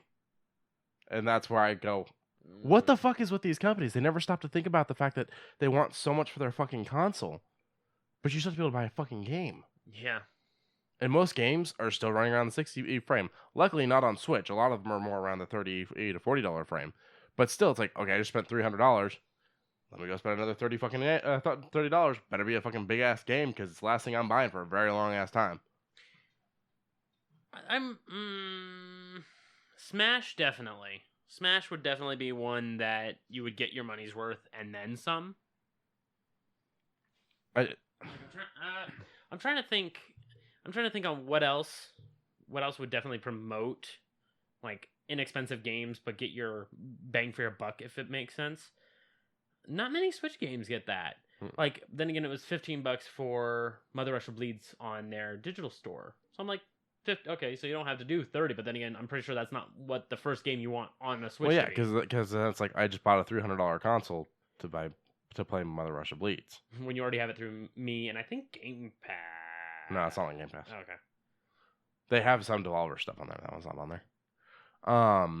But yeah, it's like I could buy that on something I already fucking own, or go out and pay $300 for a Switch and play that. Like, it doesn't add up. But if it was $207 like I saw it, it makes it a lot easier because then it's like, okay, I could probably get away with buying maybe 2 of the $30 games because then I'm back to like the $300 and everything and whatnot. But you know, it's at this point, it's like if I were to buy the 3 games we want right off the bat, which would be either Eevee or Pikachu. I think Eevee's the one she wants. Breath of the Wild, and you want Smash. I love Smash. So I think Eevee's down to 30. Breath is still, I think, at like 50. Oh, yeah, and Smash is still at like 50 or 60. So it's $300 for the console, and then what, 90, 140, $150 on top of that. 50 for Smash. Okay, yeah, so 50 for Smash, and then I think it's 50 for Breath of the Wild as well. Even though number 2 is gonna be 50. Oh, go through eBay, you can get it for 10. Yeah, as long as it's legit. I'm sure. eBay's actually done a lot of cracking down as far as fraudulent or misleading. Click on it. I'm curious. If it's, I bet you it's the case. It is the case. Yeah. See, so 50 and 50, so that's 100. So I'm up to $400, and then how much is Let's Go Eevee? Because I'm up to $400 right now. And Let's Go Eevee is not showing prices because fuck us. 35, like I saw. Okay. So I'm up to $435 to start out on a fucking console. Mm-hmm. And then there's the fact of what if we want more Joy-Cons? Or this, or those are expensive. That. Yeah. Okay. You know what I mean? Yeah. Like, it's not easy to get started on these new fucking consoles, especially when they start locking it down to where the games you want to play are only on the new consoles, which they don't do in the first year for the Xbox or the PlayStation. They normally wait a year or 2 in. But it's like, eventually it's going to be like, pick a franchise you like. Yeah. Borderlands. Say Borderlands 4 is a thing. I mean, with the money 3 is making, how is it going to not be a thing? Oh, yeah, no. They're going to. Borderlands 4 will probably release late enough into the next generation's consoles that they will only be on those generations. We haven't even gotten the DLCs for this one yet. Yeah, so. That's my point. Like, it's going to take long enough. Yeah. So it's going to be, you better go buy that console that started out at $600. So by the time Borderlands 4 comes out, probably be a $400 or $500 console. But you're still paying $400 or $500 for a console and $60 for a new fucking game if you get base version. So that my tangent's over. I'm sorry. It's okay. You got it out, and I mean, to be frank, I agree with you on most of it. Mm-hmm. The only thing I don't really agree on is you got to figure the cost of the machine is about 210 out of the 300. Yeah. So I get they have to make their money. Yeah. My point is someone needs to do what we were just talking about, the $100 thing, or bundle it. No. $100. Oh. The setting in the console and paying for an upgrade. Oh yeah. Or they need to start making it more like a computer, or more like how the hard drive was on the 4, where I can just take my console, open it up, pull out the part that is no longer up to date, and slap in the new part I bought. That'd be a great idea. Like, could you imagine if Microsoft went, fuck it, we're gonna start making fucking graphics cards. You need a new graphics card to be able to run this new fucking game? Go buy a new graphics card for $150, $50, $200, whatever it ends up being for the console version of a graphics card. And then send back the other one for like a kickback? Yeah, do like a fucking rebate for recycling. Even if it's a fucking $25 rebate, that's a fucking DLC pack on a couple of games. You know, like, it's something, or it's a discount towards the next one. Yeah. Plus, it gets people to recycle. How many people have old consoles that are just sitting around, or that they threw in the trash, or that they sold to GameStop that now GameStop has sent in a fucking dusty ass warehouse somewhere, the same place that they sent the fucking Lost Ark. Not the last two. Jesus Christ, my face is melting already. Not the last two, but I do have my PS2 sitting in a drawer, and I'm like, I don't need to bust it out because I don't really play it. Yeah, and it kind of bums me out. Like half of me wants to bring it over here just so that way it can maybe see the light of day. Because I know you're a big fan of the PS2. I love my PS2. Yeah. I played the show on PS2. I mean, I would love to go back to PS2, but I'm like, oh wait, other open hand. Is there a way to stream PS2 games on Twitch? Yeah. There you go. Start doing that. But here's the other thing: I have a PS2 emulator that works just fine. I have the receipt. I mean, no, he doesn't. That's illegal. no, actually, it is not. Oh, it's not. It is illegal if it is illegal if you do not own the game. If you own the game, this is basically a digital copy that you are allowed to have. Gotcha. The only downside is most of the emulation sites are closing down because of people who don't do what we, as people who own the games or tools, are abiding by. Yeah. Bums me out, but I'm sure there's going to be torrent sites that work that out later on. Yeah. Other than that, on the PS5, I just have one more thing to say about it. Change the fucking design. It's fucking ugly. It is not great. God, I don't know what is going on here. This is supposed to be the VR thing. I guess the headset's gonna be wireless now. I don't know. I don't either. Bye. I don't want to deal with that. Not until I get more information. I mean, I already barely use the one I have that's wired in. So are you ready for some disappointment? The fact that the amount of wires that the fucking VR set takes now eats up all the wire space on your goddamn PlayStation 4. Something that's gonna hit you a little harder. I don't have it up here. Yeah, I don't know what. Doom Eternal got pushed back. I don't even have it pre-ordered, so it doesn't really hit me that hard. I'm just letting you know. Yeah, that sucks. Yeah, it went from January to March 2nd, March 20th. Well, I'd rather them push it back and it come out good than them launch a broken shit game. Yeah. Oh no, its initial release was November 22nd, but yeah, okay. Because I remember you complained about, don't release a full game, unless, or don't announce it unless you can. But yeah, with Doom, we can kind of understand because Doom at least has. I still stick by what I said before about don't announce a game if it's not ready. Yeah. Okay. I'm assuming they weren't expecting what you just showed me. The frame break there or whatever that is. Yeah. So yeah, they're pushing it back to March to fix it. That's fine. I'm not exactly happy about it, but you admitted there's some problems. We're going to fix them. Yeah. Where I'm going to run into a problem is if a month or so out, they go, we're pushing it again. Yeah. That's when I get pissed. If your game is that fucked that you have to keep pushing it and pushing it and pushing it, you never should have announced it in the first place. Okay. That's how I felt about It wasn't even that the game was broken. I still don't know the reasoning behind it. But when they decided to repeatedly keep pushing the next South Park game, The Stick of Truth, Fracture But Whole, that game got pushed repeatedly. But Ubisoft swore the game was fucking finished. But they kept pushing it, and it's like, why are you pushing a finished game then? I don't know the final story behind all that shit. And it releases on the same day as Welcome to Animal Crossing: New Horizons. I mean, so I don't care. I never played Animal Crossing, and I don't own a Switch. I like it, but it's supposed to be like National Happiness Day. I think it's National Happiness Day. Wait, scroll back up. What date is it? March 20th. I thought you said this Internals came out March 2nd. No, I confuddled. It was I knew there was a 2 in there, but no, it is March 20th. So I believe March 20th is also National Happiness Day. So I'm pretty happy when I'm fucking curb stomping some demons. Yeah, so I'm like, you get the calm with Animal Crossing and the fuck up hell with Doom Eternal. Now I want companies though to start realizing we fucked up. I'm sorry the game you pre-ordered is going to be delayed. So what we're going to do is for everyone that had it pre-ordered before the delay, get something. That'd be nice. It can be digital. Yeah. It could be a different color for his fucking armor. Yeah. But something. Yeah. Something just small, medial, but it showcases that you trusted us before we messed just no up. canvas bags. Or moss-filled helmets. That's not their fault. I know, but no moss-filled helmets. No capes. No capes, Tommy. No capes. But I'm super hype. Yeah. Am I allowed to talk about wrestling? Yeah. Okay. Why allowed? It's your podcast too. I know, but I don't know if you consider there are very few things you're not allowed to talk about. Politics, religion, and hydrocolonics. Really? I mean, if you really want to, you can. But no.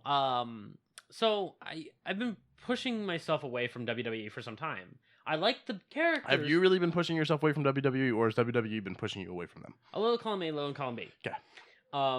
I enjoy the characters, but I don't like the stories, the substance. It makes me feel weird. And with Hell in a Cell last Sunday, they really pushed me over the edge. I heard about that. I didn't watch it, but I heard about it. Where literally, Undertaker threw Mick Foley off into a table. Mm-hmm. Like that was considered over the top, but the match kept going. Yep. He not thinking about Undertaker, he hung Big Boss Man in the center of the ring. Yeah. In one of the very first time, I think it was. And then he showed up the next week perfectly fine. Yeah, but it's like there was that one. I'm gonna be honest with you. I'd never understood why Big Boss Man was so scary to some of the other wrestlers. Because I looked at people like The Undertaker and were like, Undertaker can take him. Yeah. I mean, it's The Undertaker. Yeah, Big Boss Man was just... he wanted to be considered basically Bam Bam Bigelow of a new generation. Maybe. Where he's just angry all the time. And does... But, like, he was always working for Vince, and it's like, that also, like, just immediately made you go, okay, you're a joke. Because you never really believed much in people that worked for Vince. Even when Stone Cold switched sides and started working for Vince, you were like, nah. Like, you're like... And then that whole arc with Mike Tyson. Well, he goes with DX. I know, but I was just saying that whole very strange thing, and then there was that whole controversy, and then it was like, never mind, kicks Vince in the stomach. Yeah. I love if you watch when they reveal that he's part of DX, Shawn Michaels grabs his shirt and pulls, but it slips through his fingers. So he has to re-grab and pull again, so that he rips the shirt off to show the DX shirt underneath. Totally fucking flubs it on the first grab. But, yeah. Back to this Hell in a Cell. Yeah, Hell in a Cell. A little bit of spoilers for those who haven't watched Hell in a Cell or otherwise. It's been out, what, over a week? Almost a week now? Almost a week. 5 days. Yeah. So, I did enjoy the very first few matches. They got good crowd pops, very good sights. The people who won, I was like, okay, this builds more story. I'm like, that's great. Kofi Kingston lost in fucking 7 seconds. Why? Like, people like Kofi. I love Kofi. Kofi puts asses in seats. Yeah, Kofi puts so many asses in seats. He puts my ass in my seat at home. Wow. I guess he doesn't put asses in seats as much as he could, because when the music starts, you kind of want to dance. Oh, you're right. But yeah, he puts asses. Thunder, boom, boom. Yeah, put asses around. Yeah, he puts asses in places that need to be sat. Yeah. There you go. But moving on, like, he lost in 7 seconds. Yeah. Like, I don't get why you're gonna have someone who is as strong as Kofi lose his championship. I think it was Chad Gable versus Randy Orton, if I'm not mistaken. Or no, it was Baron Corbin. Now, Baron Corbin, I've been a fan of since he debuted, because he was just a lumbering man who was very smart. He's a college graduate 3 times over. Like, he's got a doctorate. Why he decided to do wrestling? He said, well, this is what I want to do. And, I mean, his moves are well executed. I have not seen too many botches from him. He's been clean, but they screwed him again. I mean, then again, he's supposed to be a heel that kind of acts like a shit heel. Whatever. I was like, okay, everything seems structured for this. I don't like it. And then the finale. The Hell in a Cell men's match. I will admit there were some good spots, but having the match stop after it gets quote-unquote too much, the match stops, no discernible victor, and then to have the Fiend, Bray Wyatt, give out that choke, I was like, that, okay, cool, I guess, but the match is over, so it doesn't matter. Yeah. It was a no payout. After the lights came back on, I watched a Twitter video of everyone in the crowd that was still around. Refund, refund. That's not good. No, it's getting bad. And then the writing is all over the fucking place, and they're too worried about saying PG. And here's the thing: AEW is actually doing against that. Yeah, they're TV 14. They're TV 14. They have good old JR. Yeah. They've got who's gray all of a sudden. I follow the King on Twitter, and he posts photos whenever him and JR are hanging out. And it's like, no gray, no gray, no gray. I was like, holy shit, where did that come from? Yeah, but he pulls it off. He does. He's a great man, and call him Silver Fox. Yeah, I can go Silver Wolf. Silver Wolf. Yeah, because he's a bit big. He a fox implies thin, Gotcha. Yeah. It's the barbecue sauce. Oh God, yeah. I've never actually had it. Oh, he's he still does his ramblings about where they're going next, and I was like, oh, I miss those. Where no, I was talking. I've never had the barbecue sauce. Oh, his? Yeah. Oh yeah, I figured, but I'm saying attached to that. Oh, okay. Is that he talks about the next place they're going, where they're going to Tennessee next, or I think that's their next major pay-per-view, and he's like, oh, I can't wait to get me some of them chicken wings from this place. Yeah, we actually. I was like, yo. So we watched it. Me and Lawrence watched it. We watched it a couple days later. The crowd, I have never seen a crowd act like this since the Attitude Era. Like, that was a crowd. I even told Lawrence, like, the fucking crowd's on it, because there was points where they were doing some chops, and just, woo! Yeah, I can't do it right now because I'm sick. Yeah. But they were doing the woos. The woos were fucking on point. They were doing the boos and yays from the opposing fights. The crowd was just there. And then we actually got to the point of Lawrence said, are they coming to town? And so I pulled it up, and I was like, they have all the way through January booked right now, like showing where they're going. Not yet. They're not here. Damn. They were here when they launched. Yeah, it was all in. I think it was AEW All that In. First pay-per-view they did. Yeah. And so I think that's why we're not getting them anytime soon. The furthest out they have is January right now, which is actually some kind of 3-day cruise that they're doing with Jericho and shit. Ooh. Yeah. And him being the current champion, he actually has some really good angles. Did you see his shirt? It's a little bit of bubbly. A little bit of bubbly. Yeah, he's got that shirt now. He's loving it. Yeah. Yeah. And then they had Jason Mewes and Kevin Smith in the audience. Yep. You must have been hyped for that. Oh, I was very hyped for that. But did you see Kev's face? I don't think anyone was more hyped than Kev. Oh no, he was all over. He was like, oh. And then they got the party boys in to be like, hey, let's take you backstage. Don't worry about these chumps. I kind of wanted Jason Mewes to hop in the ring. I was kind of hoping that was going to happen, but it didn't, and I'm fine with it not happening. Because the fact that they said the time sucks, we both know he wanted to jump over. Yeah, me and Lauren were like, oh, no. Motherfucking time. But overall, I don't think there was a bad match. They all were great matches. No, I definitely enjoyed all of them. And one of the things I was talking to Lauren about is what I noticed from AEW that you don't get in WWE is it was boom, boom, boom. They were going hard. They were going fast. As where you watch a WWE match, someone gets fucking knocked down and lays there for 20 fucking minutes going... Yeah, gets all gassed. Yeah, all of them have stamina to keep going. Yeah. Now, I don't know if you noticed... The D&D dude? Yeah, Brandon Cutler. Me and Lauren were going nuts all that. But it looked like he got hurt. He hurt his knee or something. They ended the match quick. He was put in a hold. I don't think that was scripted. I think he did something to his knee. On the overhead flip. It looks like he landed a little weird, but this kid recovers quick. Guaranteed. But no, on his entrance when he came in, he had on his shirt a Dungeons & Dragons holding a D20. Yeah. And then on the side, I think it's the right side leg all the way down, it's all the dice. Yeah. And I was just like, this motherfucker's a nerd! And then JR started talking about it. He is. Yeah, and I think Excalibur, the one in the mask that was doing commentary, he says, I want to play with him once. I was like, God damn, this is great! This is fantastic!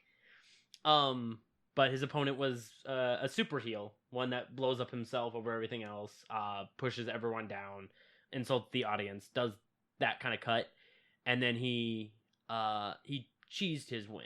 And I was like, okay, I mean that it builds a good arc. And any heel that wins based on falseness, except for Ric Flair, is going to have their comeuppance. Because Ric Flair, let's face it, he can do all wrong and still win. Yeah, Ric Flair can do whatever he wants. Yeah, like he'll take out brass knuckles, beat you with it, and call it a day. But they had a lot of stars move over from WWE that is getting really good spots. Neville, I don't know what his real name is, but he's called Pac. I had to find the photo and show you. Look at that face. That's Kevin Smith's reaction when shit's going down right in front of him. He's oh, and Views is also just like, oh. They're loving it. At one point, someone got thrown right into the railing in front of them. The whole railing pushed back. You see Kev like, ugh. But I will say, I did appreciate that entire very first episode on TNT. It's great. I love it. And if you pay for TNT, on your cable, you can use the TNT app. You just have to do your Cox login or whatever cable provider you have and watch it. It has commercials still, but that's how we watch it because we actually watched it a couple days after it came out. Yeah. Another thing is the TNT does have a website. A couple days after its viewing, it becomes free. So you don't have to sit there. That's pretty cool too. Oh my god. Yeah, they got to take photos with Jericho as well. So I don't know who the guy on the far right is. I don't know who the guy on the far right is. So. I think that's one of the commentators. Maybe not commentators. Interviewers. Interviewer. Because it looks like what the commentator that or the he's saying commentator, the interviewer that was interviewing him before when he was trying to promote the movie, and then the two heel tag came team up and interrupted. Yeah, it looked like what they were wearing. Gotcha. But I mean, I'm all for AEW. I want AEW. Because they have Neville, they got Knox, Dean Ambrose. Okay. He's gonna be Dean Ambrose for me for a while. They got Cody, they got Dustin, they got Jericho. They've got a lot. I like Dustin's new look with a half painted face. I thought it was funny that he still couldn't go with not painting his face. Like he's still like gotta have some face paint. He's gotta have the face paint, and the fact that Cody has picked up some of Gold Dust moves, like the whole slap, and then when they like lean forward, he flops himself down, back up, face up to them, and then gives them another one, Gold Dust style. I'm like, that's great. You have inherited your brother's like ability. I don't like Cody with the blonde hair, but that's when he started off. I have realized Cody with blonde hair, I can finally see the family resemblance. Like it took the blonde hair for me to see the family resemblance. And I've always seen Gold Dust and his dad. You know, I've always seen that connection. Yeah. So seeing Cody with the blonde hair makes him look like Goldie, which then makes him look like his dad. Yes. But I do think he looks better with the darker hair. I found so too, but at the same time, I think that's his natural hair color. I think it's bleached, man. You think so? Yeah. I think he's got dark hair naturally. But even still, I mean, Cody's great in the ring. Oh yeah, Cody's killing it. Everybody. Actually, I'm not going to say there was a bad wrestler in this entire set. No. My favorite match, believe it or not, was the women's champion. So I was surprised she won. Rena? I didn't know much about that. I thought for sure they were gonna make the other girl win. Squisher. Yeah. I like kind of how she's very anime-esque and bouncy and does the anime poses. Yeah.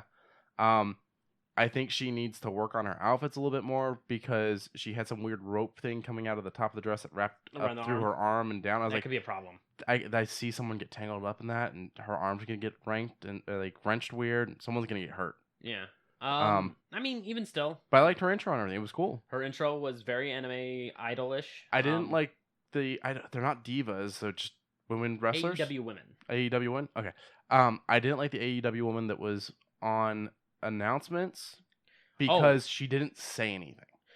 Well, to be fair, she's a wrestler too. I know. Okay. I know she's supposed to be a wrestler, and she was watching this match because she lost everything.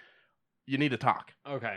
The point of them bringing you to be an announcer on this was because you're supposed to know the inner workings of the women's wrestling. You're supposed to have things to say on these because they're your competition. And JR talked about her dentistry fucking license. I'm like, because JR was like, okay, well maybe I'll throw you something that you can talk about, and even that she didn't really talk about. I'm like, okay, I get it. You're not a commentator, so you're not hot on the mics. But if you're going to be put in that commentator seat, you gotta find something to say. Yeah. Go back and watch when Macho Man would be on mics. Oh, well, to be fair, he's probably coked up. Well, still. Just saying. Even Sean on mics was pretty good. You're right. And he was clean. Although the whole I'm on vacation thing was fucking annoying. But Sean would get on fucking mics. Would do it. Vince McMahon from time to time. McMahon, it started as commentator. He was owner of the company. We just didn't know it. He started as commentator. Oh, really? really? Yeah. Oh. He was But commentator. even still, he did it well. Yeah, he has this fake commentary voice where he talks like this. It's fucking terrible. It's terrible, but it's good corny. Yeah, You find it's definitely a good corny. And you could tell when he's. But the funny thing is, you'll JR. listen to him talk like this, but sometimes he'll try to get into oh, he's hurting him, so he'll be like, oh, and he comes in with this armbar and he's wrenching it, and so you get that, and you get that like Vince. I can't believe I was able to do that with being sick. The whole you're fired. You're fired. You can see the Vince in the making. Yeah. But I will say when a major spot actually happens, you get Excalibur excited. You get JR doing his by God, you know. I feel I'm waiting for a broken in half. I think he might have done it from when Cody tried helping out. What's his name? He came in to try and help, and then Jericho came in and powerbombed him into those 2 chairs. I think he might have said it then. Okay. But his kidneys might be. Now, what I found interesting is they are doing chair shots, which is nice. They're doing heavy chair shots. But also, the pads on those chairs are good, like 2 inches. I'm fine with it. It still hurts. Oh, yeah. I was about to say I'm glad they went. This is how we'll make chair shots work. Yeah, and then speaking of the Diva match or the AEW women's match, the championship, her doing that senton on top of him would not be comfortable. No, not at all. Like that front senton, straight up onto maybe 8 chairs, 10 chairs. Fucking ow. Also, she's 22. Yeah. Half Samoan, half. Oh no, I was talking about the one that won. Oh yeah. She's like 22. She's been wrestling. Pounds, wet. Probably. She's been wrestling since she was like 9 years old. I think they said. I was like, holy shit! I know nothing about her. I know nothing about a lot of these people. F1, the rest, or is it J1? It's something 1. The Japanese set. A1? A1 steak sauce? Yeah, it's steak sauce. Steak sauce. But even still, Japanese wrestling is fucking weird right now. No, I mean, they're in a weird fucking spot. The reason why they're killing it at the same time. One of the wrestlers comes in with a switch, and is playing the switch while he's drop kick, and then he lands sideways, and he's just still playing. Yeah, I saw a thing about that, and I was like, what is going on with wrestling? And then I think one brings out a gun. The one thing I noticed I didn't like. This is my first AEW thing I watched because I didn't watch their pay-per-views leading up to this. It was only 2, but I didn't watch them. The one thing I don't like is almost everyone is doing the fucking fluorescent green. They want bright and shiny. But they're all doing the same green because it's the AEW color. And it's like, it makes you all look like you're on the same fucking team. Yeah. I mean, to be fair, they're trying to stand out from WWE, and I get Which that. is fine. WWE is red. Red and blue. Yeah, because it's SmackDown. And then SmackDown and Raw, red and blue. So give us some fucking diversity. Give us some gold. Give us some gold. Give us some fucking purple. Give us some other colors. A different version of green. Yeah, I mean, there's got to be something that can really stand out with the green. But I mean, the one that won the women's wrestling championship, she was in like white and pink. White and pink. That worked. Yeah. You didn't stop and go, is she on the same team as the other girl she's fighting? No. It's just so many people are wearing the same fucking thing. Fair enough. I felt like a lot of the openings were just kind of like, yeah, okay. But then some of them were pretty good. I think some of them need to kind of tweak their openings a little bit. I think they're working on them because just a little bit more hype. Like you got Neville's that was just pure unadulterated, and the fact that he kept his old name, the guy Gravity Forgot, I love that. Okay. Because he is one of quote unquote the best high flyers at his weight. I like that Jericho's coming out to Fozzy. Yeah, that was nice. I was happy that like everyone still has somewhat of their music, so I'm kind of excited to see where we're gonna get to. Lauren made a joke about the list, and I was like, I don't think he can do that. I think WWE probably owns the list. That whole joke. Oh, you just made the list.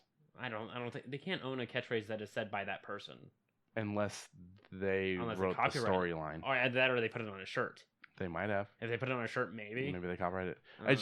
He may not even want to do that. I mean, he may want to be a completely different person overall. He's Jericho. A little bit of the bubbly is better. A little bit of the bubbly is better. So I'm happy with it. I just showed Quincey the gunslinging scene where he's got a guy in a headlock and he pulls a gun out of his tights. I don't fucking get it. I don't get Japanese wrestling, man.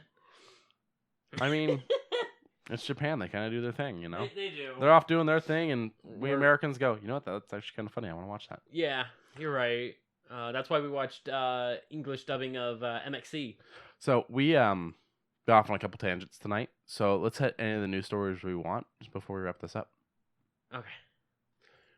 Was there anything big you want to talk about? Because we can skip this one. I don't want to do that one. Okay. If you guys want to know what I just had them skip, there are some punk bands that talked about how being on tour as a punk band is kind of like Pokemon. So you can find the article. Go check it out. And one of their songs is called Lavender Town, and I don't get the hints of Lavender Town. I didn't. Oh, was that the one you played? Yeah. Oh. I didn't realize that's what it was called. I wasn't paying any attention to that. Yeah, that's why I was like, oh, they are kind of Pokemon-esque. So I was like, cool. And then I was like, never mind. I don't... And Quincy and I had the same revelation when we listened to it. I'll just talk about it for just 2 seconds. We said that this is the evolution of punk music. Like, when you brought up the Ramones and I brought up Mindless Self-Indulgence, I said, there are contrasts, but, you know, they have their generations in line. That sounded like Screamo with some, like... I didn't know what it was. I wouldn't even call it Screamo. Well, it's like punk Screamo. I don't know what because it had a bit of the punk music. It's just the person singing didn't match. Yeah. Even still, enough of that. I listen to music from before my parents were born, so I can't comment on today's music. I can't. I'm so checked out of that. I'm so disjointed from that. Although Dee Snider said something recently. You know, granted, Dee Snider is not today's music. Twisted Sister. Yeah. He said nothing against the people that are going to be doing halftime show this year. He's got nothing against them. He likes them. Thinks they're good performers. He doesn't understand though why it is halftime show has become nothing but pop music. Pop and fame. Yeah, like he doesn't get it. He's like, what songs do you play at football shows? Hair metal. Yeah, or we will rock you. Queen, shit like that.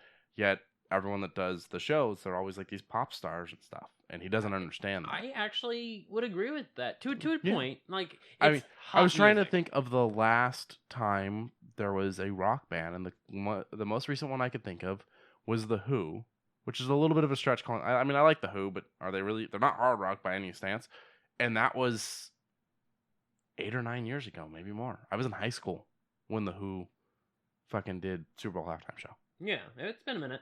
So he was right on that. I'll hit this one real quick. Alfonso, we looked this up on how to say it because I don't want to butcher his name. Cuarón.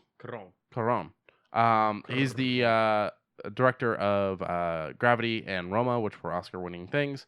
Well, Apple must have done something right or showed him something or gave him some kind of freedom because he just signed a multi-year deal with them for their thing that's going to launch. Their Apple TV Plus is supposed to launch on November 1st. Now, there's no details that have been really made available of this. But it's 5 years. It's supposed to be 5 years, and they're saying it's a state-of-the-art deal. So I'm hoping this thing hits. Now, here's the thing, if it's going to punch me, I want it to punch me really, really hard. Apple TV launches November 1st. What the fuck do we know about it? I mean, I'm sure that it's not going to be, like, immediate. I'm sure it's going to take a little bit. Well, no, I'm sure his projects aren't going to be anytime soon. But I'm just saying Apple TV itself launches November 1st. What do we know about it? Oh.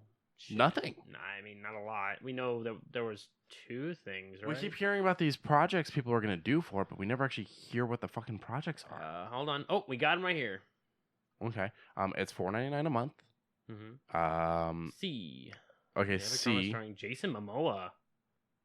Cool. It's set 600 years in the future after a virus has decimated humankind and rendered the remaining population blind. Okay. All right, hold on. So what we have is Jason Momoa not looking at anything. Yes, but it's not. It just says when all humanity has lost the sense of sight, humans must adapt and find a new way to survive. So this is basically Bird Box. Essentially. Without a monster. Without a monster. The morning show's moving over to it. Okay, and it's gonna have. It'll star Steve Carell, which is cool, and it's being produced by Reese and Jennifer Aniston. And Jennifer Aniston. I mean, that's cool, but I currently know nothing about that show. I mean, those names would make me go, "Oh, I might watch that," but I'm not gonna pay $5 to watch that. You're right. Dickinson. It's about Emily Dickinson. Neutral. I'm not going. I got nothing against her. I have nothing against her either. It's just I don't lean out for that story. For All Mankind, a new series from Ronald D. Moore imagines what would have happened if the global space race never ended and the space program remained the cultural centerpiece of America's hopes and dreams. That's a pretty good one. I'd rather read that. I'd rather read that. Fair, I could see that exclamation. Helpsters, a new children's series from the makers of Sesame Street. I was watch Sesame Street. Neutral. It's on HBO. Snoopy in space. Go fuck yourself if you see Snoopy ain't great. I want to know how the fuck they did this because the creator of the Peanuts had it strictly said that they were only allowed to do things that he had worked on when he died. There was nothing new allowed. So that last movie we saw was the last thing that they were supposed to be able to pull out of all of it. But it says new original from Peanuts Worldwide. I want to know what kind of fucking shit they were able to pull legally to make this happen. But, I mean, I like Snoopy. Yeah. Snoopy in space sounds kind of cool. But I'm not going to pay $5 for it. Okay. And we have two more. Ghost Rider, a reinvention of the beloved original series that follows 4 kids who are brought together by a mysterious ghost in a neighborhood bookstore and must team up to release fictional characters from works of literature. That sounds kind of cool. I mean, it sounds like a good way to teach kids about literature. Page Master, but maybe a little bit better put together. Yeah, probably. No Macaulay Culkin. No, actually, if Macaulay Culkin played a character in this, I wouldn't be mad. I was gonna say, like, when you put Macaulay Culkin in this, I'll watch it for sure. Yeah, like current Macaulay Culkin. I'm sorry, I love you. It's just Page Master. It had Christopher Lloyd, Whoopi Goldberg, Macaulay Culkin, and who played Pirate? Oh no, a horror is what you're thinking of. Horror? Yeah. Christopher Lloyd played the old man. Yeah. At the beginning. Well, he's one of the books too. Is he? Yeah. And then there's horror. There's 3 books. There's horror. There's fantasy. I don't fucking remember. Yeah. See, I want to say one of them was another actor. Okay. Patrick Stewart. Oh, okay. Sorry. Adventure. So he wasn't one of the books. My bad. Yeah. Adventure was Patrick Stewart. Whoopi Goldberg was fantasy, and then horror was Frank Welker because Frank Welker's amazing in everything. And Leonard Nimoy. Yeah, he plays Jekyll. Interesting. Yeah. Wow, this had an all-star cast. Tell me Page Master is bad. Can you tell me Page Master is bad? Tell me what the story was about. About a kid that learns the enjoyment of reading. Falls into a world because he loves the book so much. Okay. All right. I'll fight you. That's fine. It's better than Never-Ending Story. Fair. At least the horse fucking survives. There's no horse. There's no horse, but I'm pretty sure it will live. And Oprah Winfrey gets her own. That's good. What was the one above that? Elephant Queen. Documentary film. About, okay. Understanding Elephants as a Herd. That's great. I would rather buy that on DVD than pay $5 a month for it. I'm sure there's going to be more, but I think Oprah is going to be the thing that pulls people, and then the morning show thing is going to be what pulls people. That in morning and maybe C because people love Momoa. I mean, I got nothing against Momoa. I love Momoa. Shit. But I mean, you know I'm Hawaiian, right? I fucking loved that. But I mean, when you go, Momoa is blind in this new movie, it doesn't make me, or new TV or whatever it is, doesn't make me go, holy shit, I have to watch that. I go, well, I mean, Momoa, I'll probably check it out. If I have $5 to throw. But you can't. There's nothing making me go, I want to buy this right now. Copy.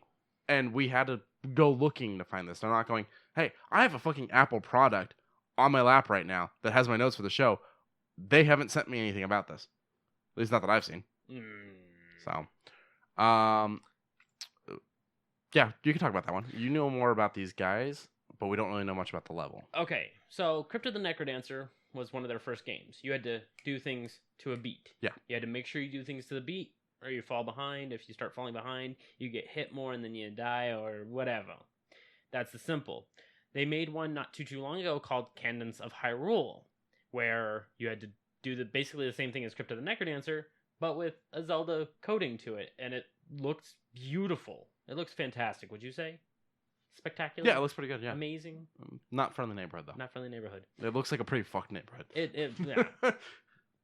But it looks great. So they did a little bit of a Super Mario Maker 2 level that has pretty much the same thing. Things are changing and moving to the beat, and you have to kind of work Yeah. through it. Yeah.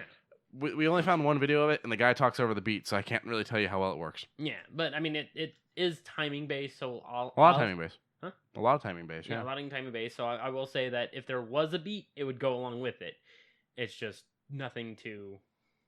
I don't have Mario Maker 2. I have Mario Maker 1, so I can't even go check. Yeah, all right. But on more open and closed, they made a map. The developer made it, and it apparently works fine. So I'm happy for that. But just a small little story about it. Now this, you know more than I do about it. So we're getting a new Marvel show on Hulu. It's going to be from the people of Fear of the Walking Dead, the Royals, and the just recently launched Raising Dion.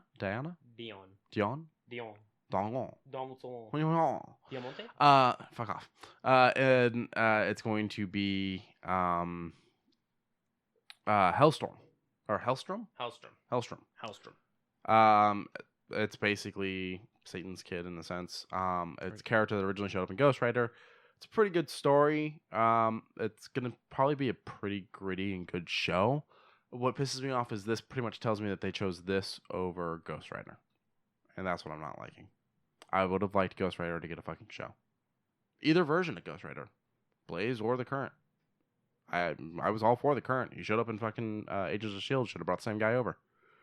I also don't like that people are saying that Salma Hayek is going to be the first Hispanic Marvel character for live action because we did have the other Ghost Rider. Give him respect. He fucking deserves respect. He does. I was like, wait, what? Yeah, people have been saying that, and I don't agree with that. Give Ghost Rider his fucking due. Yeah, he was only in a couple episodes of Agents of S.H.I.E.L.D., but he was there. Yeah. Like, fuck you. I'm gonna say that. Fuck you. The only other things I really have is it's Naruto's birthday. Oh, happy birthday, Naruto. Happy birthday. I don't watch it or read it. I watched most of the first set, and then I watched a little bit of Shippuden, and then I watched one episode of Boruto, and I said, holy crap. And then a pristine first edition of the Philosopher's Stone just went to auction, and it went for $30,000. That's not bad. Yeah, it was locked in a briefcase for decades. Locked in a coded briefcase for decades. They took it that serious. DC thinks they're funny. That's shitty, as far as I'm concerned. I haven't watched it, but the stuff I know about it looks so shit. It doesn't make me want to watch it. That Titans show, they have decided to try to be funny and are letting you vote whether or not Jason Todd dies, like they did back when he was in the comics. I don't like that. No. It doesn't work the same. No. Because you don't have the emotional connection between him and his teacher. Mentor. It wasn't even really an emotional connection either. People fucking hated Todd. That's why they did the voting. But did the people hate Todd in Titans? People are liking the Titans show, I guess. I don't know. I'm neutral to it. I haven't seen it yet. I've been watching other things like anime.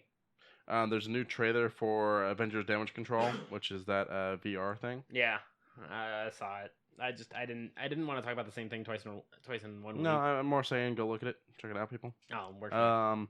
Ubisoft is launching a bunch of animated series. They're doing a Rayman comedy adventure, Hungry Shark Squad, Watch Dogs Cyber Mysteries, and Captain Laserhawk, a Blood Dragon thing. Yeah. Now that I didn't get. Yeah. All right. I kind of want to look this up now real quick. Yeah. Do me a favor because I don't have the full title. It just says Captain Laserhawk, a Blood Dragon Vibe. I don't know if that's the full title. I'll assume it's spelled with a Z. No. Laser. Oh, okay. Yeah. Oh, a Blood Dragon Vibe? Yeah, I think it's Blood Dragon Vibe. I don't know if that was cut off or not. Ooh. It's going to be done by the people who've been doing Castlevania for Netflix. I mean, I think it's going to be on Netflix too, so this might actually be something to keep my Netflix subscription a little longer. Yeah, I would say cancel it for now. Well, I mean, I still have a couple things I'm doing on there, but oh, okay. Rayman, and then we're getting Watch Dogs. I mean, I'm okay with this. I don't know what the fuck this Hungry Shark thing is. I like sharks. I love sharks. They're one of my favorite animals. It's just I don't know what to think about this crazy looking. I've played one of the Hungry Shark games on my phone. It doesn't look like this, so I really don't know. I think I still have the game. I can probably show you if I still have it. Okay. I mean, I'm just happy that we're getting a whole lot of really good stuff from the subsidiaries and getting a whole lot of shit from people like Blizzard. If you don't know what's going on with Blizzard, Google that because it involves some politics, and I don't really want to bring it up fully. No, but they can check your Twitter. You kind of let yourself be known that's on that. right. Yeah, go ahead and look at the Twitter, longshot_heroes, and you'll scroll down a little bit on my profile. You'll see that I left a 6-tweet rant against, I think it's Kotaku's article. It's just taking a moment on how we have violent games that we get blamed on, and then the non-violent games that someone just wants to get a message out to the world is getting in more trouble. Yeah, they get more punished. Like, someone takes someone else's life over a $2 bet in Call of Duty World War II versus someone who's saying, hey, help out my country in a fucking card game. That's all I wanted to say. Yeah. That's all I wanted to say. I'm not going to say any more. There is a little bit more in that tweet. Nothing more, nothing less. So show me this, the Hungry Sharks. Yeah, I just pulled up a video because apparently I don't have the game anymore. This is just one of the trailers they put on the App Store. You're basically just controlling a shark. He's got a skateboard. Oh yeah, you can unlock all kinds of stuff for them. There's different kinds of sharks. There's different things they can have. I'm dying, Squirtle. And the idea is keep eating because if you don't eat, the level's gonna end. Oh, so it's like Katamari, but with a shark. And I don't know what Katamari is, but I'm gonna say yeah. The ball rolling. Oh, okay, yeah. So yeah, I mean it's a little fun. I played with it a little bit. They did an event to match up with that Jason Statham movie called The Meg. Oh, that's right, with the big fuck off shark. Yeah. That they blow up. Oh, do they? I haven't seen it. Oh shit, sorry. That's alright. I wasn't gonna watch it anyways. Yeah. I saw Jaws. That's all I needed. That is all you need. I'm gonna restart this one because you're gonna like some of this. Maybe Sharknado. I watched one of the Sharknado movies for my grandfather's sake before he passed, and that's all I'll ever do. Kaiju! Yeah, they do all kinds of fun stuff with these. But at the time I needed space. Now I don't need the space on my phone, so I could probably re-download it. But it's craziness. It's fun. It's a bitch to level up your sharks, though. I would do. I think they even put this on console. Okay, I'm gonna look around. Hopefully it's like $6 because it's free on phone. I mean, I wouldn't mind fucking around with it for a little bit, but I don't think it'd be anything major I'd go through. But I think that's it for us today. Yeah, you covered the Steam thing. Mm-hmm. Anakin is coming to Galaxy of Heroes, the Star Wars game I got you into that you then stopped playing. Yes. So yeah, General Skywalker will be joining. Call of Duty League revealed. Activision has officially unveiled the Call of Duty League set to come out in 2020 with 12 teams and a $6 million prize pool. Ooh. Yeah, big money. Big money. The kid that sang for Simba in the 90s cartoon has turned down a $2 million offer from Disney and has chosen to get royalties instead. So he should be getting a pretty big payday. Mm. And then Mario Kart Tour moves from New York to Tokyo for the big event that they're doing with old school cruiser of Bowser Jr. Oh, I'm glad that he's getting a little more front running because they had him for like a whole lot of their parental features during a Nintendo Direct. Mm-hmm. And I'm like, it's nice to see him more because Mario ain't got kids, Luigi ain't got kids. I don't want to see Peach doing that with the Toad because that implies weird shit. So it's good to see the father figure and someone who is the son of the father figure. Yeah. I'm like, okay, all right. I'm glad that Bowser Jr. is getting a little more limelight. And then a while back, we covered Animaniacs was coming back to Hulu. It's finally confirmed it will be the original voice cast. Fuck yeah! I hope we get like Pinky and the Brain and oh yeah, we're getting all of it. Yeah, it's gonna be Animaniacs. They said that it's gonna bring back as many characters as possible, but they're trying to make the show for today's world. So like Godfeathers probably won't be a thing, or the Goodfeathers probably won't be a thing anymore. Oh. But if they could find a modern variation of that, they will. Real talk, they should just keep the Goodfeathers. And then my last thing is actually kind of a big thing, and I think it deserves. This machine is really delicious. I think it deserves a little bit. So we know that they're going to do the next John Wick movie, and we know that they're doing the TV show that might have Keanu Reeves showing up. They don't want to commit to that if they don't know for a fact, because it won't be following John. It'll be more about the hotel. Mm-hmm. But there will also be a female lead John Wick spinoff titled The Ballerina. It's unclear if Keanu Reeves will show up in it. The John Wick 3 screenplay writer will be writing the script, and it will be directed by the Underworld director. Neutral, but I'm okay with the... Well, the first Underworld wasn't bad. Yeah, I will say, but the last two... I didn't watch them. Yeah. I went and they saw... They were very cringe. Which one basically fucking resets everything because the werewolf lycanthrope guy fucking 3. takes off again. 3. That was the last one I saw. I saw that one in theaters, and I haven't seen anything since. Yeah, that was 3. Okay. I'm good if you're good. I'm good. All right, one last little tiny tidbit. Every episode we promote the Humble Bundle Monthly games that you can get for $12 a month. If you use my code, I get a little bit of a kickback. But this month, take a look at those 3 titles that you get. You get the Crash Insane trilogy, you get Call of Duty World War II, and you get Spyro Reignited trilogy. All for $12 freaking dollars. That is $100 plus right there. And you get more as soon as November 1st comes around. I've only played one of those 3, and I have to say it was worth the price I paid at the time it came out. So getting it for $12 is a fucking steal, and that's the Spyro Reignited trilogy. Yeah. I love it. I love it to death. I love all 3 of these. Well, I haven't played World War II, but I have to download it when I get home. And all of it, $12. And you get 20% off of any in-store purchase on the Humble store. And it builds up your own funding, so you basically can donate that to charity. It's amazing. Yeah, and we're not sponsored by Humble Bundle at all. No. We just like what they do. We do like what they do. We mentioned, I think it was the last one. One before last, where we dug through and saw all the stuff all the stuff that I purchased over the years. So check it out, guys. Get in there. And right now they have a lot of sales on their store, such as EA and Racing. Well, I mean, the discounts on EA is always a good thing because they're never worth full price. When was the last time you wanted to pay full price for an EA game? I bought Burnout Paradise. How long ago did Burnout Paradise come out? 2009. Thank you. I'm just saying. Thank you. All right, you're welcome. That's all I need. Oh no, I take that back. Need for Speed Rivals. When did Rivals come out?